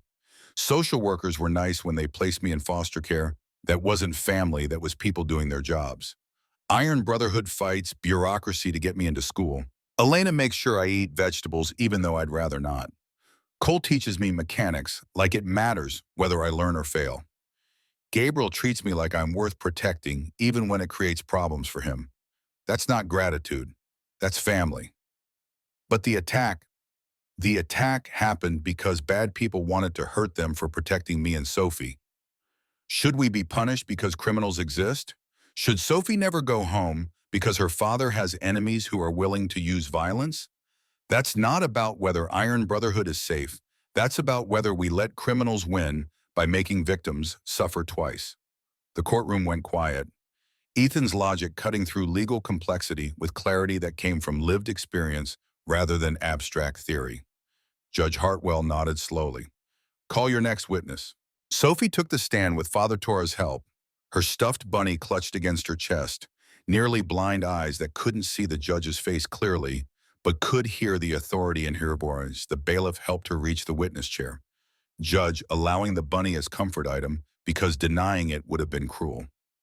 Sophie, can you tell me about Ethan?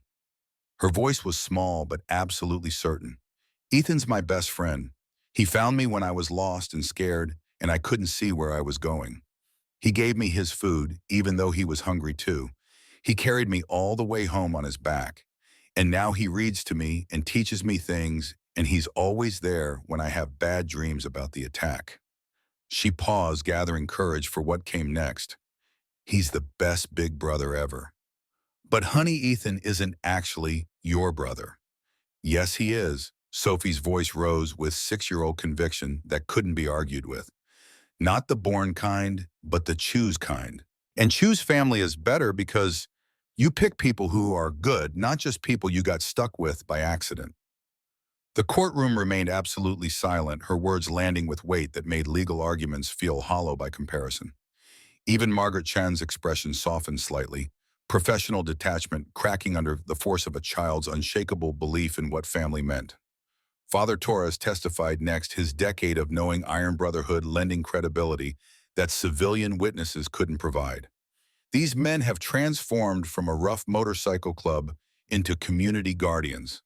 What they did for Ethan, welcoming a homeless child, protecting him, investing in his future, that's consistent with everything I've witnessed over 10 years. They're not perfect, but they're genuine in their commitment to protecting vulnerable people. Dr. Sarah Kim provided medical perspective that shifted the conversation. Sophie's retinitis pigmentosa is degenerative and progressing faster than we initially projected. She needs stability. Familiar voices, trusted people who understand her disability's specific challenges. Ethan provides that in ways that clinical care cannot. Their bond is therapeutic for both children. Separating them would cause psychological harm that would compound Sophie's existing trauma. Elena testified about escaping her own abusive marriage, about Gabriel saving her life by providing sanctuary when her ex-husband threatened to kill her, about the Iron Brotherhood's actual mission of protecting people whom the system had failed. Ethan saved Sophie twice, once by bringing her home, once by rescuing her during the attack. My brother saw a chance to pay forward the kindness that saved my life. This isn't charity or publicity. This is family taking care of family because that's what families do when they are built on love instead of obligation. Cole took the stand despite his complicated position as former undercover agent whose testimony could damage his career further. I infiltrated Iron Brotherhood expecting to find criminals. What I found was community men who'd made mistakes but were actively trying to be better. What they've done for Ethan isn't performative. I watched Gabriel fight school administrators for weeks to get him enrolled. I watched Elena research trauma-informed parenting. I watched every member of that club treat Ethan like he mattered, not because cameras were watching, but because that's who they actually are. Community members testified in waves, teachers who'd seen Ethan's progress in school, neighbors whose kids participated in Iron Brotherhood's youth programs, parents who'd watched the club organize charity drives and community cleanups, small business owners who'd witnessed them helping people without expecting recognition. Then Diane Walker took the stand. Sipas had called her thinking a biological mother's testimony would support their position, that Ethan needed professional foster placement rather than motorcycle club guardianship. The miscalculation became apparent within minutes. Rebecca Martinez's cross-examination was surgical. Mrs. Walker, you abandoned Ethan 4 years ago, leaving him at a gas station when he was 8 years old. Why are you suddenly interested in his welfare now? I've changed. I'm 6 months sober. I'm working. I want my son back. You're 6 months into recovery from a decade-long addiction. You're currently couch surfing with another recovering addict. Your employment is part-time waitressing that barely covers basic expenses. And you told Father Torres you'd heard about a $50,000 reward. Did you believe reuniting with Ethan would give you access to that money? Diane's face flushed crimson anger and embarrassment, making her defensive. I just wanted to help him. He's my son. I have a right. You gave up those rights when you chose drugs over your child.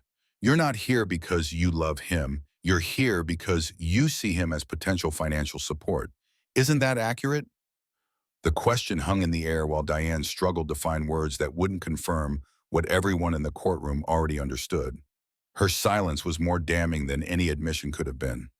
Finally, Gabriel took the stand, having removed his leather cut out of respect for the court, wearing a button-down shirt that made him look more like concerned parent than intimidating biker.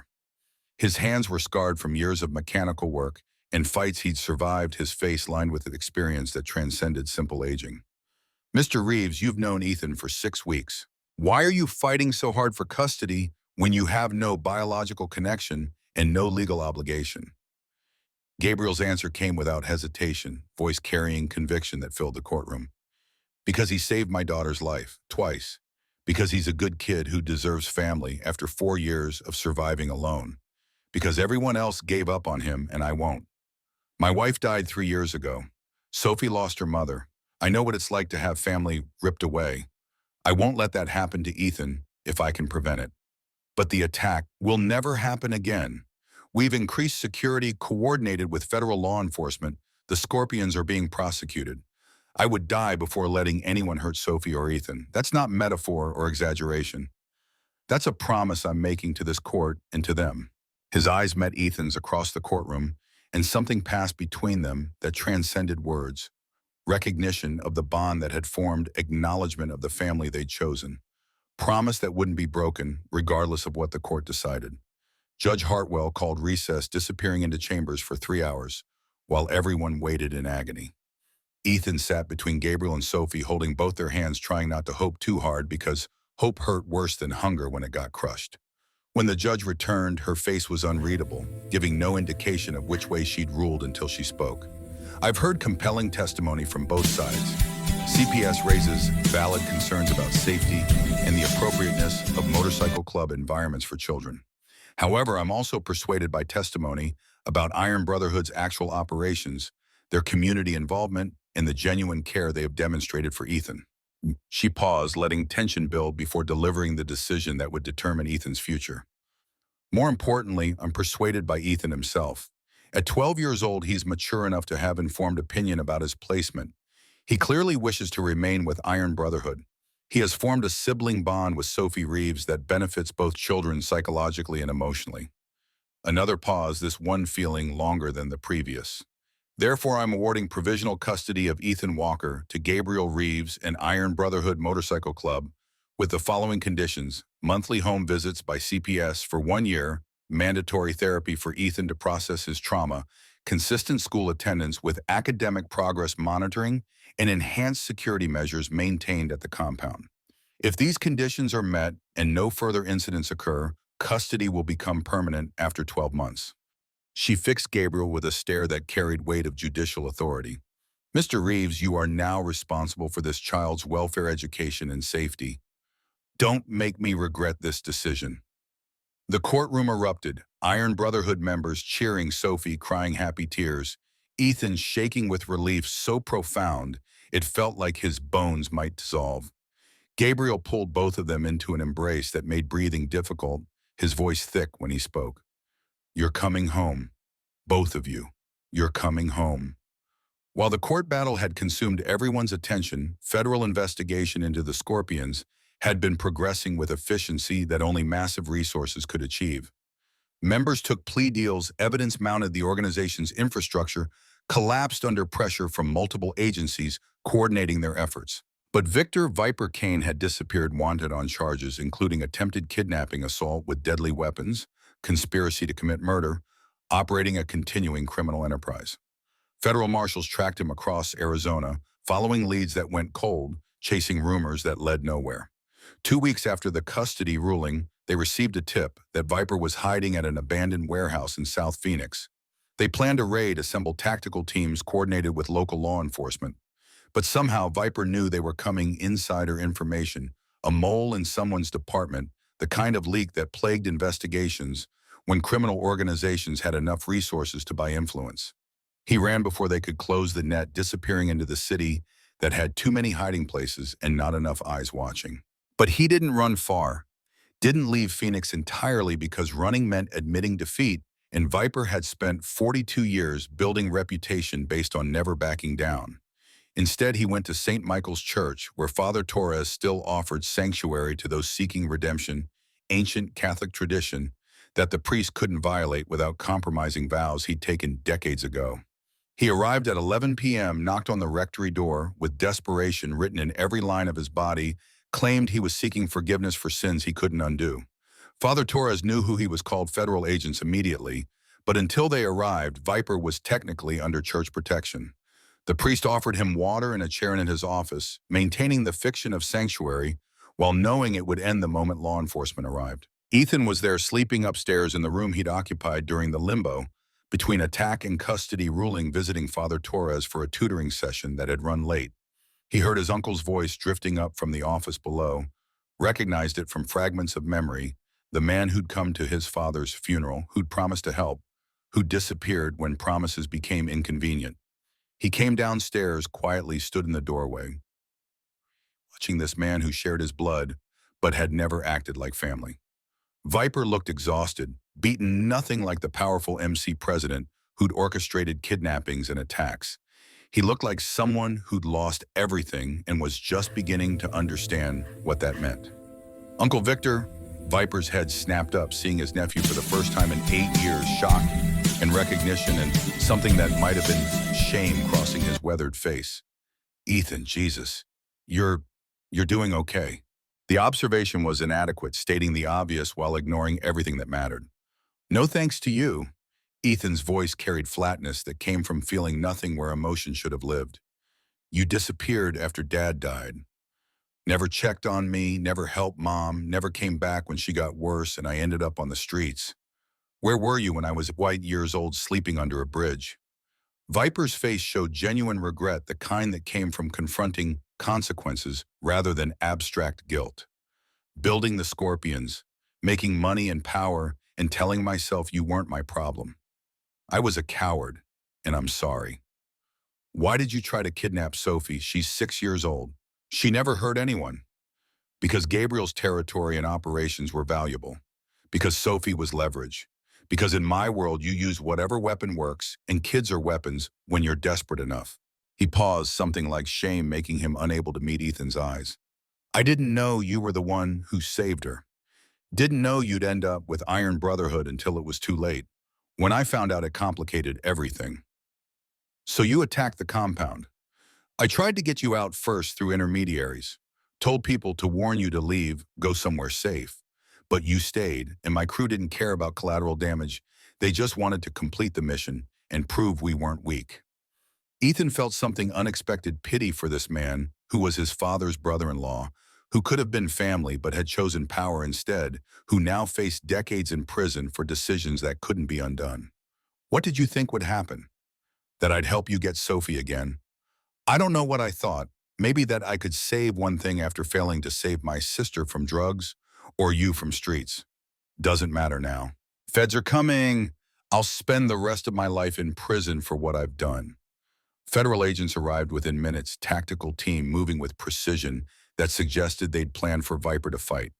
But he didn't resist, just stood with hands raised, accepting arrest like it was relief rather than defeat. Before they took him away, he looked at Ethan one final time. For what it's worth, kid, I'm glad you found family. Glad you found people who showed up when I didn't. You deserve better than what I gave you, which was nothing at all. Yeah, I did. Ethan watched them lead his uncle away, feeling nothing except relief that this threat was finally neutralized, that the man who tried to use him as weapon was going somewhere he couldn't hurt anyone anymore. 3 months after the custody ruling, life had settled into new rhythms that felt almost normal. Ethan thrived in school, his natural intelligence compensating for years of missed education. Cole's garage became his refuge, hands learning skills that would support him regardless of what path he chose later. The calluses on his palms told stories of engines rebuilt and motorcycles restored of work that had immediate visible results and satisfaction that came from making broken things whole. But Sophie's vision continued deteriorating faster than anyone wanted to acknowledge. Darsh Sarah Kim called a meeting with Gabriel, Elena, and Ethan. He'd become family now included in decisions that affected Sophie's welfare and future. Sophie's retinitis pigmentosa is progressing aggressively. Without intervention, she'll be completely blind within 2 years, maybe less. There's an experimental surgery available, retinal implant, that might slow or halt the progression. It's expensive, $250,000. Her insurance won't cover experimental procedures. The number hung in the air like impossible weight. Iron Brotherhood didn't have that kind of money, not as an organization. The club operated legitimately, now generating income through their garage and legitimate business ventures, but resources were limited. Emergency funds totaled maybe $40,000. Even liquidating assets wouldn't raise enough in the time they had before Sophie's window for surgery closed. The club gathered to discuss options, every member contributing ideas that ranged from practical to desperate. Fundraising would take years. Bank loans required collateral they didn't have. Some members suggested less legal methods, robberies, running guns, temporarily operations that could generate cash quickly, but Gabriel shut that down with authority that made argument impossible. We're not risking custody of both kids for money, no matter how desperately we need it. We stay legal, we find another way, or we accept that some things can't be fixed with determination alone. Then Cole had an idea, his ATF background, providing perspective that civilian thinking couldn't access. My case against the Scorpions resulted in massive asset seizure motorcycles, cash property worth millions. The Bureau is supposed to use it for law enforcement funding, but there's precedent for victim restitution.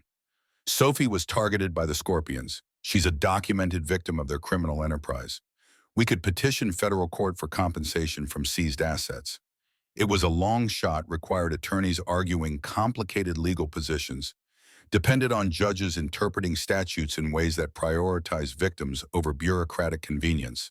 But it was a chance, maybe the only one they had. Father Torres mobilized community support newspapers, ran stories about Sophie's situation. Public pressure mounted through social media campaigns and petitions that collected thousands of signatures. The narrative was compelling: 6-year-old girl going blind because criminals had targeted her, facing preventable loss of vision because bureaucracy moves slower than disease. 6 weeks later, miracle arrived in the form of a federal judge's ruling. Sophie Reeves was awarded $300,000 in victim restitution from Scorpion's seized assets, enough for surgery plus recovery care excess going into trust fund for her future education and medical needs. Dr. Kim scheduled surgery immediately, the procedure complex and risky, no guarantees about outcomes. Sophie might see better, might see the same, might see worse. But doing nothing meant guaranteed blindness, meant accepting loss when possibility of preservation existed. The night before surgery, Sophie was terrified in ways that 6-year-olds shouldn't have to experience.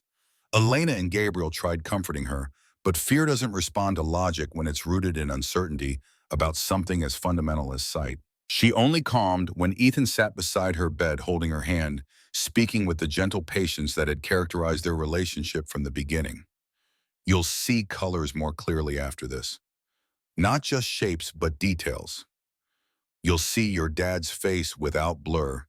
See the books we read together, see me actually, instead of just the fuzzy outline you get now. What if it doesn't work? What if I wake up and everything's worse? Then we keep doing what we've been doing. I'll keep reading to you, teaching you bike sounds, being your brother. Your eyes don't define you, Sophie. Your heart does, and your heart is the bravest thing I've ever seen.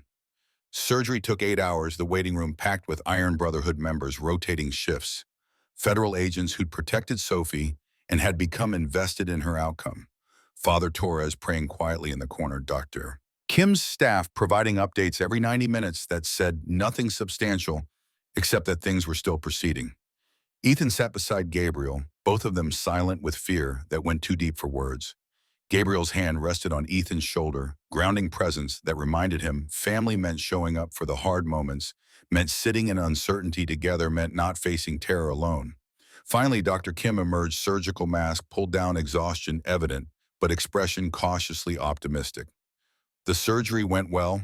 The implants are in place. Tissue response is positive. No complications during the procedure. We won't know the extent of vision improvement until we remove the bandages in 3 days, but initial indicators are excellent. 3 days of waiting felt longer than the weeks before custody had been decided. Sophie stayed in the hospital with bandages covering her eyes, complaining about boredom, but otherwise in good spirits, her resilience proving she was Gabriel's daughter, in ways that transcended simple genetics. Ethan read to her for hours, doing voices for every character, making her laugh, despite her nervousness about what she would or wouldn't see when the bandages finally came off. Day 3 arrived with ceremony that felt momentous. Family gathered: Gabriel, Elena, Ethan, core Iron Brotherhood members, Dr. Kim and her nursing staff. Even some media carefully managed to document miracle if one occurred. Dr. Kim explained the priestess with clinical gentleness. Sophie, I'm going to remove the bandages now. Keep your eyes closed until I tell you to open them. When you do open them, do it slowly. Your brain needs time to process visual information it hasn't received clearly in years. This won't be instant perfect vision. It's gradual improvement that develops over weeks. The bandages came off carefully. Layers of gauze revealing Sophie's small face, her eyes still closed, her expression anxious and hopeful and terrified simultaneously. Okay, slowly. Open your eyes. Sophie opened them gradually, squinting against light that felt harsh after 3 days of darkness. The world resolved around her in ways that made her breath catch. Shapes had edges. Now colors were distinct rather than bleeding together. Faces had features instead of being undefined blurs. She looked around the room, testing her new vision, carefully eyes landing on Elena and Gabriel, and the bikers who'd become her extended family. Then her gaze found Ethan sitting beside her bed, and something in her expression transformed completely. She could see him, really see him for the first time since he'd found her behind a pawn shop and given her his only sandwich. Dark hair that needed cutting, kind eyes that had seen too much suffering but hadn't learned cruelty, gentle smile that had been her anchor through every nightmare. Tears streamed down Sophie's face, but they were woe rather than pain. Ethan, I can see you. I always knew what you looked like in my heart, but now my eyes agree. The room erupted, everyone crying or laughing, or both, simultaneously. Tough bikers wiping their eyes and pretending they had allergies. Elena sobbing into Gabriel's shoulder, medical staff, celebrating an outcome they had hoped for, but couldn't guarantee. 2 months after Sophie's surgery, after her vision had stabilized into something that wasn't perfect, but was functional, after Ethan had completed his first semester of actual school with grades that suggested he might have college potential if he wanted it, Iron Brotherhood held a church meeting that felt different from others Ethan had witnessed. The clubhouse's main room filled with every member all wearing their cuts, all standing in formation that suggested ritual rather than routine business. Gabriel stood at the head of the long table, Tommy beside him, holding something wrapped in dark cloth. Ethan had been told to attend, no explanation given, and nervousness made his stomach tight. These meetings were for club business, for members only, for decisions that affected the organization's direction.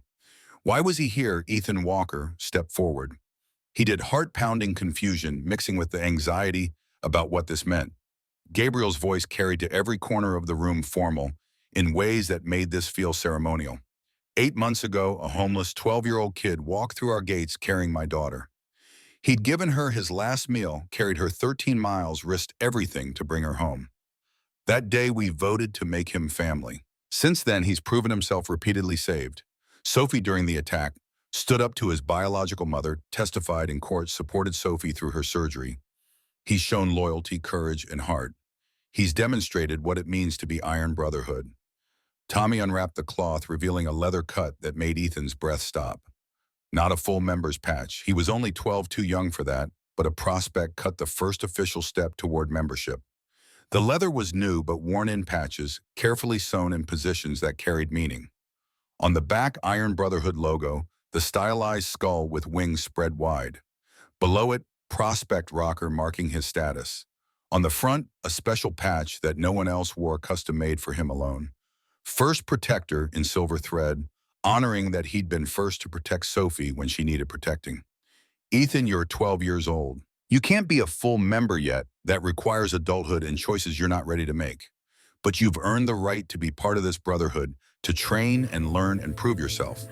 This prospect cut means you're one of us, learning our ways, growing into the man you're going to become. When you turn 18, if you still want it, if you've earned it, you'll get your full patch. Gabriel helped Ethan into the cut, the leather settling on his shoulders with weight that felt grounding rather than heavy, significant rather than burdensome. Around the room, bikers applauded, some hooting approval, all of them acknowledging that something important had just happened. But Gabriel wasn't finished, his hand still resting on Ethan's shoulder. This club has existed for 23 years. We've done a lot in that time, some good, some we're not proud of, all of it, teaching us who we want to be. But the thing I'm most proud of, the thing that matters more than anything else, is this. We saved you, Ethan, and you saved us right back. You reminded us what we're supposed to be: protectors, family men who show up when it matters. You made us better people, and for that, we're grateful. Ethan couldn't speak, overwhelmed by acceptance he'd spent 8 months believing he didn't deserve, by belonging that felt permanent rather than conditional, by family that had chosen him when biology and circumstances hadn't. Sophie pushed through the crowd, her improved vision allowing her to navigate independently, now throwing her arms around Ethan's waist. You look so cool, you're official now. You're really my brother forever. The bikers surrounded them, forming a circle of protection and brotherhood, and Ethan understood with absolute certainty this was home, not temporary shelter, but permanent belonging, not gratitude, masquerading as family, but actual connection that would last. 5 years passed in the way they do when life becomes worth living rather than just surviving. Ethan, at 17, stood in Iron Brotherhood's expanded garage, now a head mechanic, despite his age, his natural talent, and Cole's comprehensive training making him expert that other mechanics consulted. The skinny homeless boy had grown into someone taller, stronger, healthier, carrying himself with confidence earned through belonging rather than bravado. He still had gentle eyes, still fed stray dogs, still refused to let the world make him cruel, despite having every reason to develop hard edges. But he moved differently and now walked with certainty that came from knowing he mattered, from having people who'd show up when he needed them. Sophie, at 11, thrived in ways that seemed impossible 8 years ago when she'd been lost behind a pawn shop. Her vision had stabilized after surgery, not perfect, but functional enough for independence. She excelled academically, helped teach younger children with visual impairments, volunteered at community programs, with patience that came from understanding struggle personally. They still read together twice a week, still taught each other things, the bond forged in that alley, remaining unbreakable, despite time and growth and changes that transform children into young adults. Gabriel watched them with pride that went deeper than words, seeing his daughter flourish and his adopted son becoming the man he'd hoped Ethan could be. The MC had evolved too, growing from rough edges into community guardians, youth mentorship programs inspired by Ethan's story, providing structure for other forgotten kids. One October evening, 5 years after a homeless boy had carried a blind girl 13 miles, Ethan found a kid behind the garage, sorting through trash for recyclables. Maybe 10 years old, skinny, in ways that spoke of chronic hunger, scared in ways that made him ready to run at any sudden movement. Ethan saw himself, saw the invisibility and desperation and fragile hope, that maybe someone would notice, that maybe kindness still existed in a world that had taught him otherwise. He approached slowly, voice gentle. "Hey, you hungry?" The kid nodded warily, body tense to bolt. Ethan brought him inside, made a sandwich without asking questions that might trigger flight responses, just offered food and safety.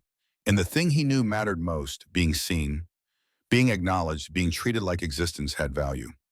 Gabriel watched from the doorway, recognizing the pattern, repeating, but in beautiful ways, not cycle of abandonment, but cycle of rescue, not trauma passing to the next generation, but healing, creating more healing. You thinking about bringing him home? If he wants to come, if it's okay with you. Gabriel's voice carried certainty that came from 5 years of watching Ethan transform and knowing that transformation had ripple effects beyond what they could measure. "Kid, you know it is. What we did for you, you get to do for someone else. That's how family grows, how it stays alive across generations. That's how we make sure nobody else has to survive alone the way you did." The homeless boy looked up at Ethan with eyes full of desperate hope that someone might care, might help, might offer something beyond the grinding daily survival that had become his only reality. "What's your name?" "Marcus." Ethan smiled, remembering his own terror when Gabriel had asked the same question, remembering the moment when everything had started changing from surviving to actually living. "Okay, Marcus, I'm Ethan, and if you want, you can come home with me. Meet my family. They're kind of intense motorcycle club and all, but they're good people. They'll take care of you if you let them, the same way they took care of me when I had nothing." Marcus stared like he couldn't believe this was real. Like kindness was a language he'd forgotten existed. "Why would you help me?" The question was the same one Ethan had asked Gabriel 5 years ago, and the answer remained just as true now as it had been then. Maybe more so because Ethan had lived it and knew what transformation was possible when someone chose to show up. Because someone helped me when I had nothing, and now I get to pass that forward. That's what family does. We take care of each other. We show up when it matters. We refuse to let anyone face the world alone. They brought Marcus to the compound where Sophie saw them arriving, ran to meet them, her vision good enough now to recognize Ethan from distance. She understood immediately what was happening, smiled at Marcus with warmth that made him relax slightly. "Hi, I'm Sophie. Ethan's my brother. He found me when I was lost and carried me home. Want to meet my bunny? His name is Lucky because I got really lucky that Ethan found me." The cycle continued, homeless kid finding family, family expanding to include him, eventually helping another homeless kid, ripples spreading from one act of kindness in a dark alley that had happened 5 years ago.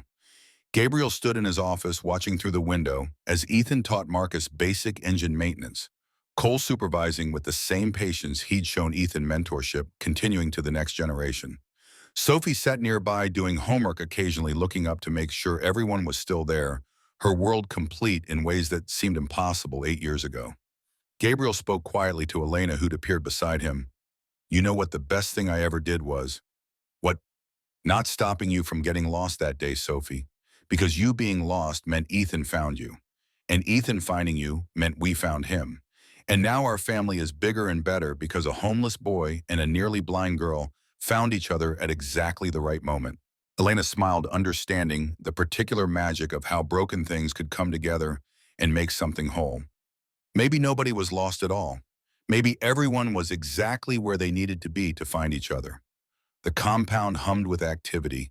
Bikers, working, kids learning, Marcus discovering that safety existed, Sophie reading, Ethan teaching, Gabriel protecting Elena, nurturing Cole, mentoring, all of it evidence that family took infinite forms when people chose to build it. Ethan's prospect cut hung in the garage, the first protector patch. Visible reminder that sometimes the people society feared most understood family better than anyone else. That one act of kindness could transform multiple lives, that gentleness was strength rather than weakness, that choosing to show up when the world said you didn't have to was what separated surviving from actually living. He watched Marcus work with concentration that reminded him of his own early days. Saw the transformation beginning as the kid realized maybe food would be available tomorrow. Maybe this place was safe. Maybe people existed who would help without expecting anything, except that he'd keep trying. Some fires destroy, some fires forge. I was forged in fire that tried to consume me, and now I get to help forge someone else. That's what it means to be family, to be Iron Brotherhood, to refuse to let anyone suffer alone when you have the power to help. The sun set over Phoenix, painting desert mountains in colors that Sophie could finally see clearly, and in a garage where broken things became whole, where homeless kids learned they mattered, where family was built through choice rather than accident. The revolution continued, one person at a time, one act of courage at a time, one refusal to let trauma win at a time.